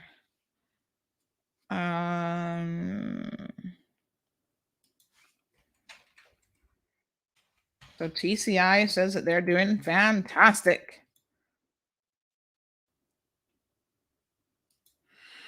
They also went on to say that tourism is a destination in the destination continues to flourish thanks to diligent safety protocols and strategic marketing campaigns in the United States, Canada, South America, United Kingdom, and Europe. So their Minister of Tourism, the Honorable Josephine Connolly, I wonder if she got any Cayman connections with that name. What do you think? Probably a pretty popular name around the region. So Josephine Connolly is their tourism minister.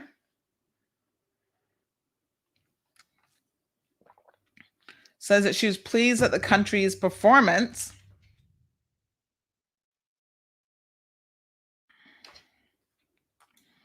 especially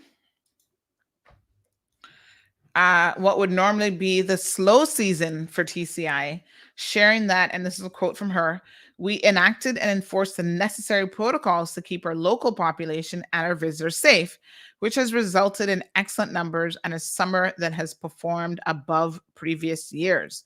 Now we move on to the real estate market, because apparently the real estate market is not to be left behind, according to them. They have said, yes, honey child, don't leave us out because we're having a fantastic year as well. And I was like, what? So hear what they had to say about the real estate market. So not to be outdone, in the real estate market, oh gosh, what am I doing with all these typos in this article? Y'all, ooh, honey child. Now that I'm rereading this was a late night article, folks, but I see a couple typos here. And you know, it's an actual word. So the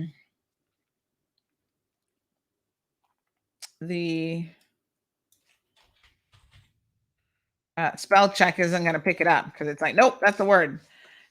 In the real estate market, they're also claiming tremendous success with condo sales up by 3.5 times and luxury single family homes by 2.6 times, almost a little over 2.5. They go on to say that they've experienced some 187 million in sales from just April to June of this year, with sales for that period surpassing the total revenue for the entire 2019 period.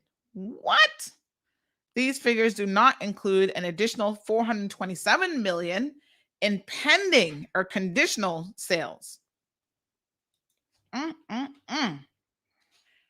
This G Medicine publication said that investors and purchasers previously drawn to the Cayman Islands, this is where they drop kicked us in the nuts. They were like, plop! And like, oh, that really hurt. Investors and purchasers previously drawn to the Cayman Islands now see Turks and Caicos properties offering greater value across prime locations.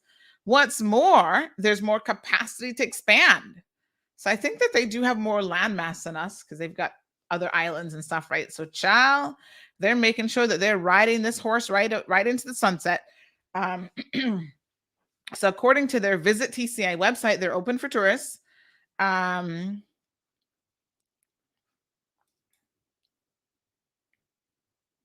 Oh, yes. According to I missed something here. According to their Visit TCI website, they're open for tourists, but have mandatory vaccination policies for incoming travelers, adult travelers, but they offer no quarantine on arrival. So let's look at how they've been doing it, folks. This is quite interesting. Visitors must seek travel authorization to board a flight and provide a COVID-19 test no more than 3 days prior, and have their own travel insurance that covers any COVID-related illness or hospitalization. Now, that's important. Visitors are fully responsible for the cost of their quarantine if they test positive during their stay. That's also important because the government ain't going to be picking up all these costs. However, they have COVID-19 restrictions in place, including mask wearing in public places, an early curfew from 1 a.m. until 5 a.m. And I thought that was interesting. So you're not going to be lollygagging late at night at no bars and nightclubs and whatever, right? So they have an early curfew from 1 a.m. until 5 a.m. Each day, with all businesses closing at midnight. And there are there's also no restrictions on inter-island travel, because how many islands are there in TCI? I got to look that up. There's a few little islands.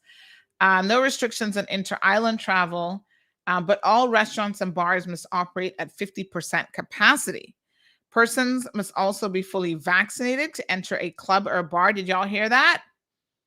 Persons must also be fully vaccinated to enter a bar or a club and must walk with proof of vaccination. Katina, did you just hear that? You must have proof of vaccination. Yes, honey child. Imagine you're going to go sue TCI government too. Go tell them that they're not getting it right. And owners of establishments are responsible. Pay attention now.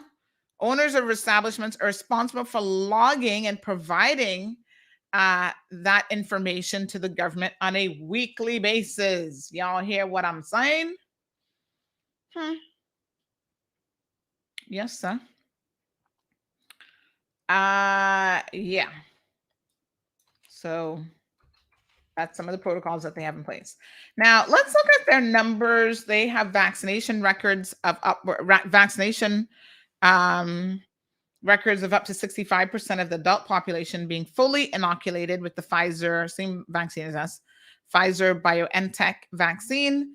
And it claims that they are making the destination one of the most inoculated countries in the world.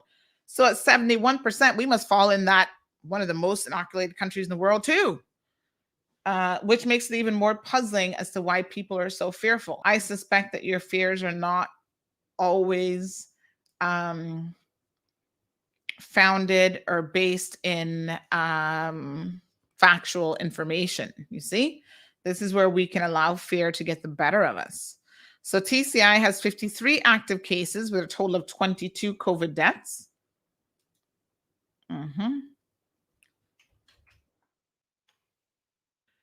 And they've got some other numbers. So it looks like most of the cases, of course, are on Providenciales, 46 cases there. They have North Caicos has 1, Middle Caicos, South Caicos, Grand Turk has 5, Parrot Cay has 0, Pine Cay has 0, Ambergris Cay has 0, and Salt Cay has 0. So they have those are all little islands, 1, 2, 3, 4, 5, 6, 7, 8, 9 little islands. So they have hashtag trending TCI new normal. I like that actually.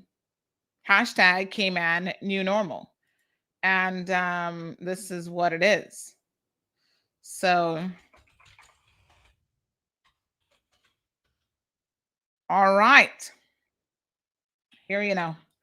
Let me just get this. So, folks, I want to remind you, somebody's just asking for the link. Don't forget, you can join the show anytime you want. I'm trying to encourage you all. I've put up a new, I don't know if anybody noticed this, especially for the YouTubers. I have put up a new text, this is where you can find this, join this. So big shout out to YouTube. I see 63 of you viewing the program.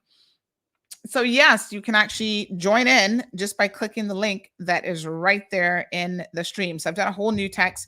Join the show here, blah, blah, blah, blah, blah. Find us on website, Facebook, Twitter, Instagram, all over the place. Apparently, we're going to be able to live stream on Twitter soon. Woo! I'm so excited. Although I'm not a huge Twitter person, I'm still going to do the live stream there, I feel like. All right, Miss Sue says, yes, lots of common sense. She's doing great in California. Yes, that was to the young lady there, Miss Lisa Hilton. Very nice. And Sabrina says, well said. Conditioning of the mind is needed. I like that. Good morning, Mr. Tommy from the Bahamas. Miss Darlene, maybe we could do an interview with you and Kevin. Marcia says it's going to be a brain drain in Cayman if all the young, bright, intelligent people leave to go overseas. Child, that's already happening. Truth be told. Janet says, yes, COVID is not going anywhere, so get vaccinated. Thank you, Miss Janet. Sabrina says, after August, adjusted their requirement to only vaccinated tourists in September. Was that TCI?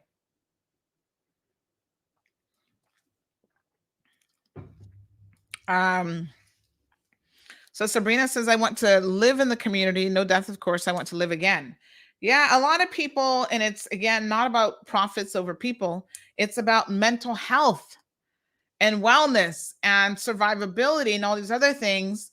You know, people are just, believe me, ready to get life going again. Ms. Morna says she thinks the immune system of children is very strong. I don't think that that's necessarily the case, because children have died, including babies. Again, it's not a virus that the human race has really been exposed to. As it runs through the human race, we will get immunity. But the idea, of course, is that having it run through the human race naturally is going to cost too many lives, and that's the danger and the risk that you take. So children are catching it and children are dying from it as well. And in fact, quite ironically, the Delta variant has seen this last wave younger and younger and younger people getting it also. So you've got to be, very, very careful with the narrative that children have this super protection, because they don't have a protection. Some of them are in the ICU as well. But yes, you gotta keep up with it. Speaking of that, in a matter of days, Pfizer CEO says they'll be ready to ask for approval for COVID-19 vaccine for kids. So that's coming.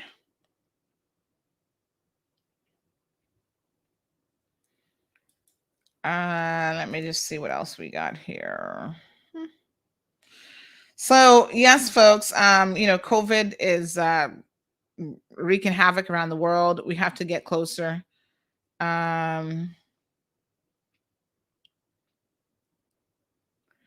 Here's Kelly Price. She's finally breaking her silence on her COVID battle after saying that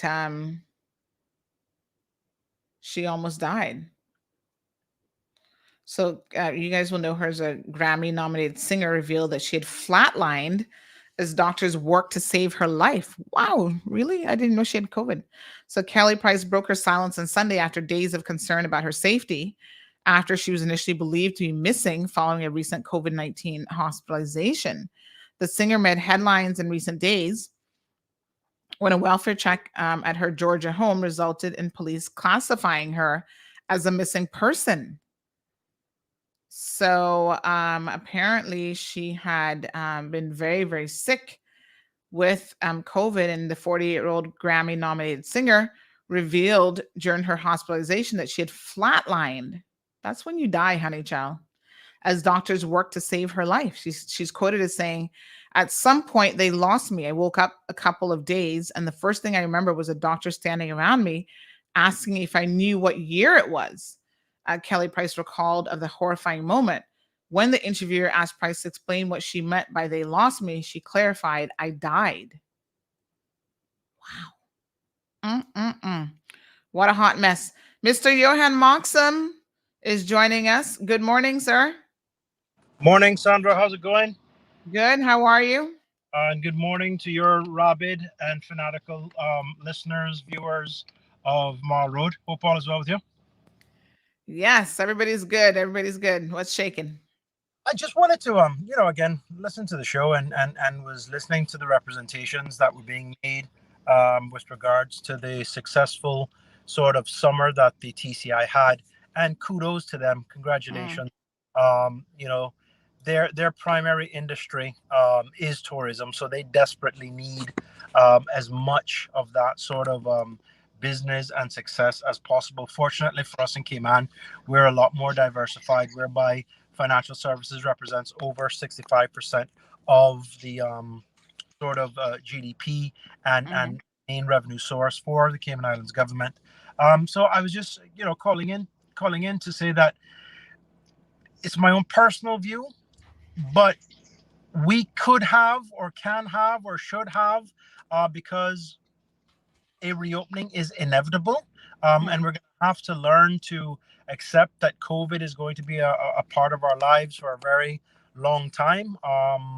But I think what'll help us is if you're able to speak to a medical professional, your doctor, and understand that a vaccination will not prevent you from getting COVID, but it gives you the greatest possibility of surviving COVID. That's an important thing. But I think you've been doing a fantastic job of making that point for months. A lot of people that I know that got vaccinated was a direct result of some of the work that you've done on your show. So kudos to you and keep up the good work. But I'll say that we're going to get to the stage where we have to reopen. It's inevitable. And we need to have the discipline as a country and as citizens whereby we don't shoot ourselves in the foot. For example, the people that are supposed to be quarantined, what are you doing? You're supposed to be in quarantine to protect yourself, your family, and the rest of society from these sort of situations. But it would appear that there are some residents or citizens that take it for a joke. And unless the authorities and the courts come down hard and really make an example of this, that sort of madness will continue, because I'm willing to bet my left arm if Sandra Hill was in quarantine and you breached your quarantine, let me tell you, you'd be spending some time wherever the female prison is. I think it's by the Triple C. Fairbanks, yes. Fairbanks, by Fairbanks, you know what I mean? And having my hair braided on daily. But the point that I'm making is, let's just have one standard. Let's have one standard of accountability, one standard of justice, one standard of these are the rules and nobody's above it, nobody's below it. I don't care if you're Sandra Hill, Johan Moxham, or John Smith and Mary Ebanks. You know what I mean? Like let's help them, or let's help the government by being responsible citizens and listening and abiding by the rules, because right now it seems as if some people take this for a joke. But what happens if somebody in Cayman legitimately dies as a result of COVID? Remember, we had the panic with the Northside incidents, and then we had the panic at the Georgetown Primary School. It is clear to me that we didn't, or that the government chose to go into a pause mode because we possibly were not ready to deal with the fallout of that. Yes, they reacted, but what would you do if you were elected? At the end of the day, nobody wants to be in a government where you have Caymanian deaths, especially deaths of children and so on and so forth. So I would just say to you, Sandra, continue to do the work that you're doing. You're doing a fantastic job. But people of the Cayman Islands, all of us as law-abiding citizens and people that understand how lucky we are to be here, in comparison to the TCIs and the other sort of countries in the region that are ravaged by COVID. And when you consider our financial position, Minister Chris Saunders gave a presentation on Friday. Cayman is so much more different and better off than all of our neighbors, and long may that continue. But we have to help ourselves by, doing the right thing, be law-abiding citizens, and understand that just because there's a press release from the TCI that says, oh, wow, they had a banner year, all they have is tourism. If the Cayman Islands turns out to be like the TCI, we have failed as a country. It's really that simple, in my opinion. So I just wanted to PR and public relations and marketing is what it is. But would you rather be in the TCI, or would you rather be in the Cayman Islands living and enjoying your life and having a family? That's the question that I ask myself whenever somebody goes, oh, we should open up and it's better over there. Well, you should go over there. Sometimes it's as simple as that. So thank you very much. Keep up the good work. Thank you. And we go on together. Take care. All right. Thank you. Thank you so much. Ralston, good morning. Jared, are you ready? Good morning.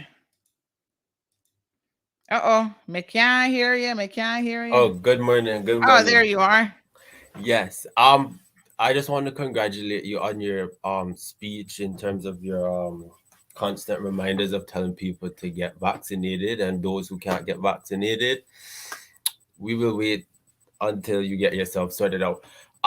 In terms of the TCHT, bragging about, oh, they had a good year, that could have been money in our pockets, but that no loss, we'll make up for it. But I think from the outside, when we were going to open up in October, I was of the opinion that protocols were already established on what would happen if there's a fallout.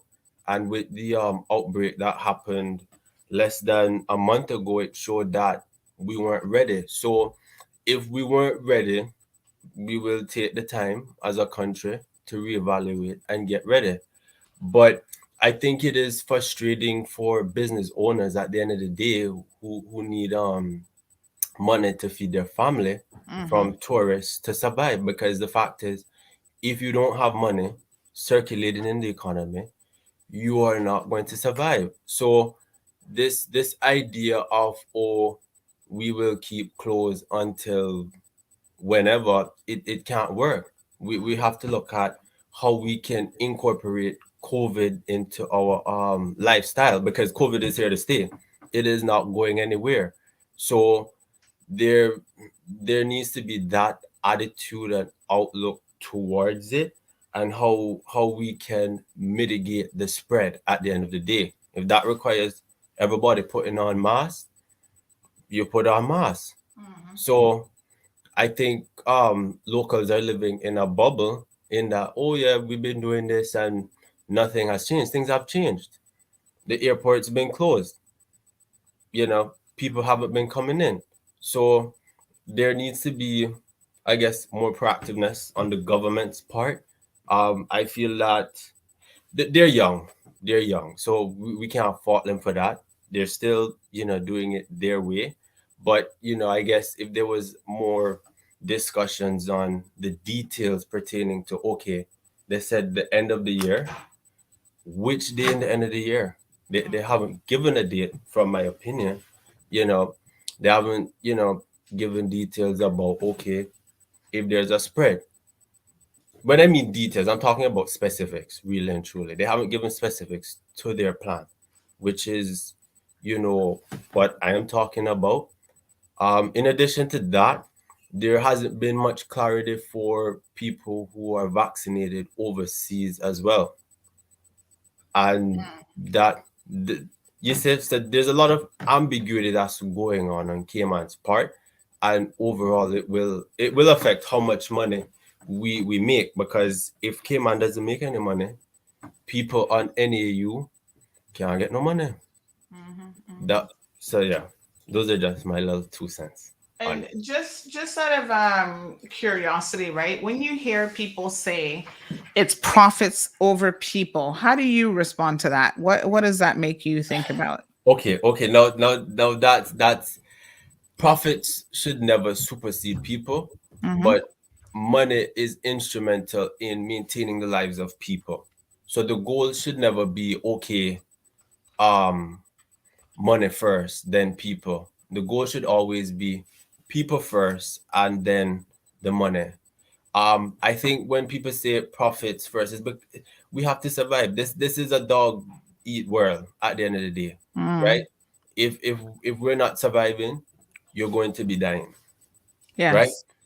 So as business owners, as a business practitioner myself, I understand what they meant by that. They meant that their livelihood is at stake. The every day that lingers where no money is coming in, that money has to come from somewhere else. So if you don't have the money for it, what do you expect business owners to do? And I think they're rightly to be frustrated with the government, because the government said, okay, we're opening up in October. The millions that business owners lost in pre-bookings, they can't use that. Now, Yes. in terms of the people who are breaching the quarantine, where's the police on this? The police is supposed to be monitoring that. That's simple as that.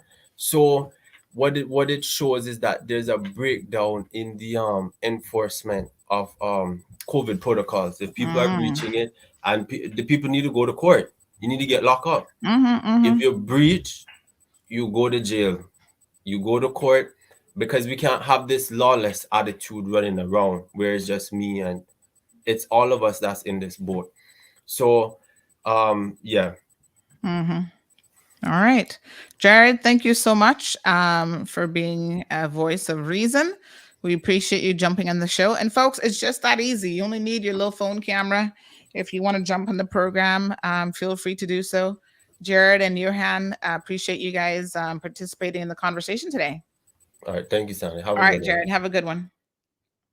All right, folks. So I'm going to be encouraging you all more and more and more and more to jump into the conversation. This show really isn't about me as much as it is about you all. So do jump in. Yeah. It's the Cold Hard Truth News Podcast. Cold Hard Truth News Podcast. Come make we talk on the live broadcast. Come make we talk on the live broadcast. It's the Cayman #1 live talk show. Come make we talk where you go on the news.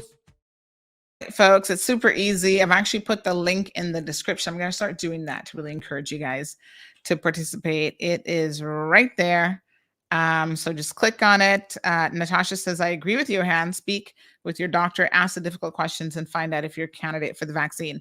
The truth of the matter is 97% of the people are a candidate without a doubt.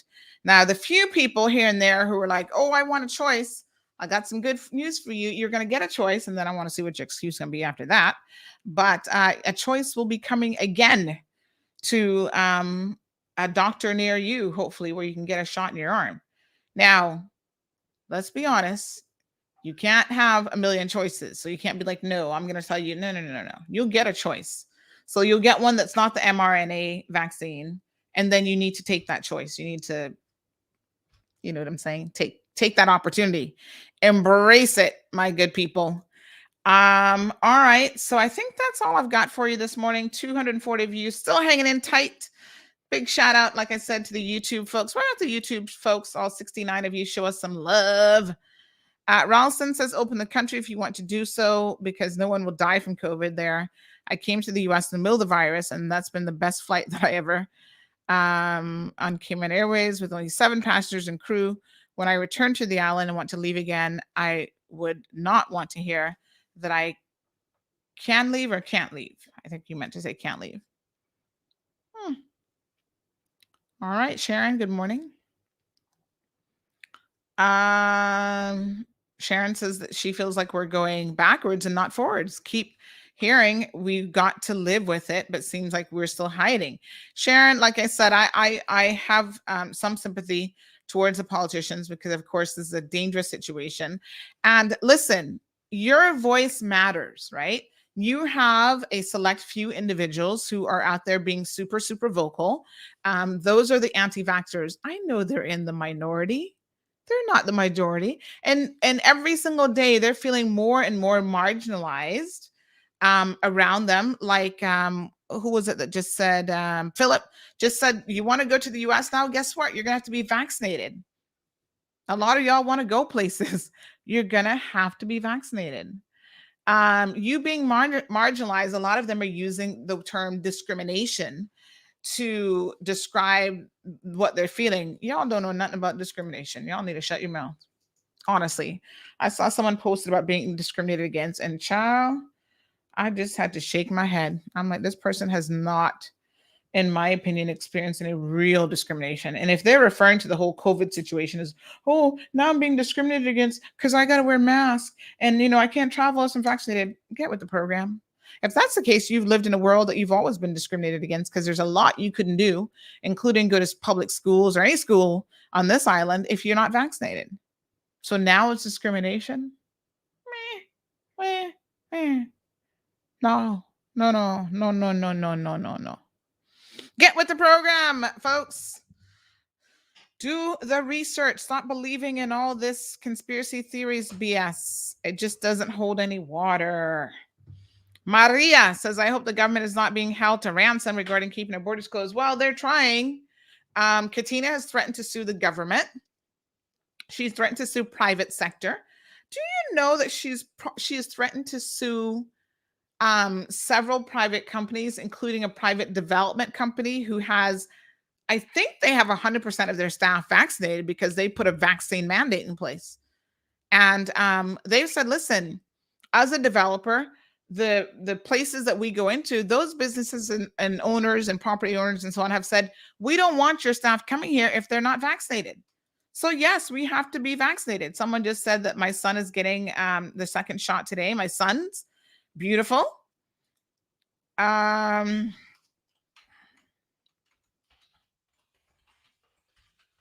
So yes, get with the program, y'all. Anyway, it is 9:34. I have got tons of work to do. I feel like the hours in the day are so short. Yesterday, I was at home trying to get caught up with my invoicing and contracts and all kind of stuff. And I was saying to my husband, because he's like, not on a Sunday. And I was like, I wish I could have one day a week where I was like, you know what? I'm not going to do any work at all. No. So last week I was telling you guys about Renee. Remember Renee? She works with CMR, and I was telling you guys that on Friday, I think it was, after we'd heard about the untimely death of a mother the same day she gave birth, I was saying that Renee had gone to the hospital and she herself was having high blood pressure, gestational diabetes, and anemia. And, you know, these are the difficulties that women face when they're pregnant.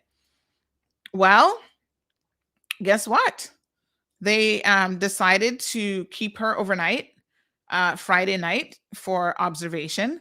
And then on Saturday, they said, you've got preeclampsia, which if you guys know anything about preeclampsia, I only started hearing about preeclampsia because of Kim Kardashian, to be honest, because she suffers from preeclampsia, but it is a condition that you get part of pregnancy that some women get. So it's a pregnancy complication characterized by high blood pressure and, you know, signs of damage to other organ systems, including your liver and your kidneys. And it begins after 20 weeks in women where high blood pressure, they might have had normal blood pressure, and then it really becomes dangerously high. So this is a very, very dangerous situation. And if left untreated, it can lead to serious or even fatal complications for both the mother and the baby. And, you know, they've got to be very, very careful. So what they're going to do is, she's about 34 weeks now. They actually said to her that they want to induce labor now. They want to take the baby. And, you know, you can even get postpartum preeclampsia where it develops after the birth of the baby. So crazy, the things, again, that women go through. So everything from excessive protein in the urine, which will cause kidney issues, severe headaches, change in vision, where you may even have temporary loss of vision, blurred vision, or light sensitivity, nausea, vomiting, upper abdominal pain, usually under the rib, on the right side, decreased urine output, decreased levels of platelets in your blood, which is called thrombocytopenia.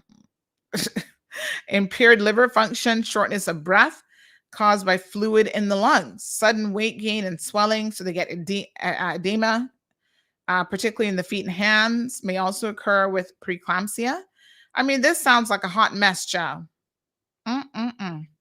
So they decided that they would actually take the baby, and I'm waiting just to hear if she's actually had the baby yet, because yesterday she was still kind of in a waiting pattern because, of course, you know, hospitals are a bit of a tricky place to be these days with all the COVID situation happening all over the US. So Ralston says, I got vaccinated and up and going everywhere I want to go. alive and well, living my best life. Delee says, why aren't the police and legal system treating all breachers like Skylar Mack? We haven't had such blatant breaches in a minute, but they will be, as far as I know, treated the same once they come out of quarantine. So some of them are still in quarantine at the moment. And then the police have to do an investigation. Let me tell you how slow the judicial system is. The police have to do their full investigation, send the file to the DPP's office for a ruling. The DPP's office, that's the prosecution office, they will look over the material that has been submitted to them. And hopefully, if the police have done a sufficiently good job, they will then turn around and send that file back to the police and say, yes, charge the person. Once they get charged, then they're off and running to court. So stay tuned. We will certainly be keeping an eye on these cases. We will check in with the police. Yes, thank you so much, Kevin, for the reminder. Folks, COVID Spotlight. Let me remind you of a new series that we have launched. You guys can check it out in the evenings. It is CMR's COVID Spotlight series, where we will be featuring a number of COVID topics. Listen, if you missed the one on Thursday, you missed an amazing treat. My apologies. Because Mr. Michael Weiss, I think is his name, fantastic, really, really fantastic show. I think the show now has over 9,000, probably 10,000 views. Go back and check it out, folks. It is a fantastic show. So every Tuesday and Thursday, we will be talking to experts from around the world. They'll be joining us here on CMR. This is big shout out to Kevin Watler. This is his pet project that he has been helping us with. So Tuesday's topic is going to be frontline healthcare workers who are highlighting their experiences. So we'll put up all the information and who's going to be joining that as guests. And yes, then on Thursday, we're going to do COVID-19 vaccine cons and pros and clinical research with vaccine expert and pharmacists and people who are actually involved with the clinical trials. Now, y'all listen up. You have been begging for these experts and saying, well, why hasn't the Cayman Islands government done it? Well, folks, we're not waiting. We're not sitting back waiting on the government to do anything around here. We try to help the government and they, they're doing their best and whatever, but the government doesn't have to do everything. Kevin has connections and he knows people who know people who know people. And so we are putting on this fantastic series for you folks with some real experts, not some of the crackpots y'all got around here pretending to be experts. And, to be involved in the clinical research for COVID-19, this is available to you, thankfully, through technology. Oh, yes.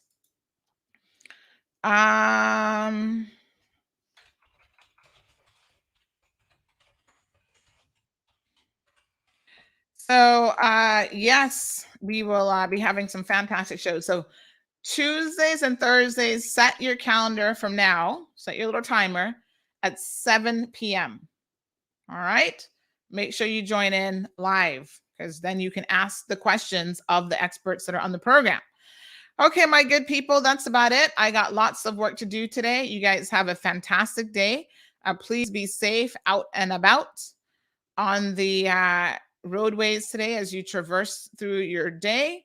And I hope to see you guys tomorrow morning. Take care. Thank you for tuning in to another edition of The Cold Hard Truth.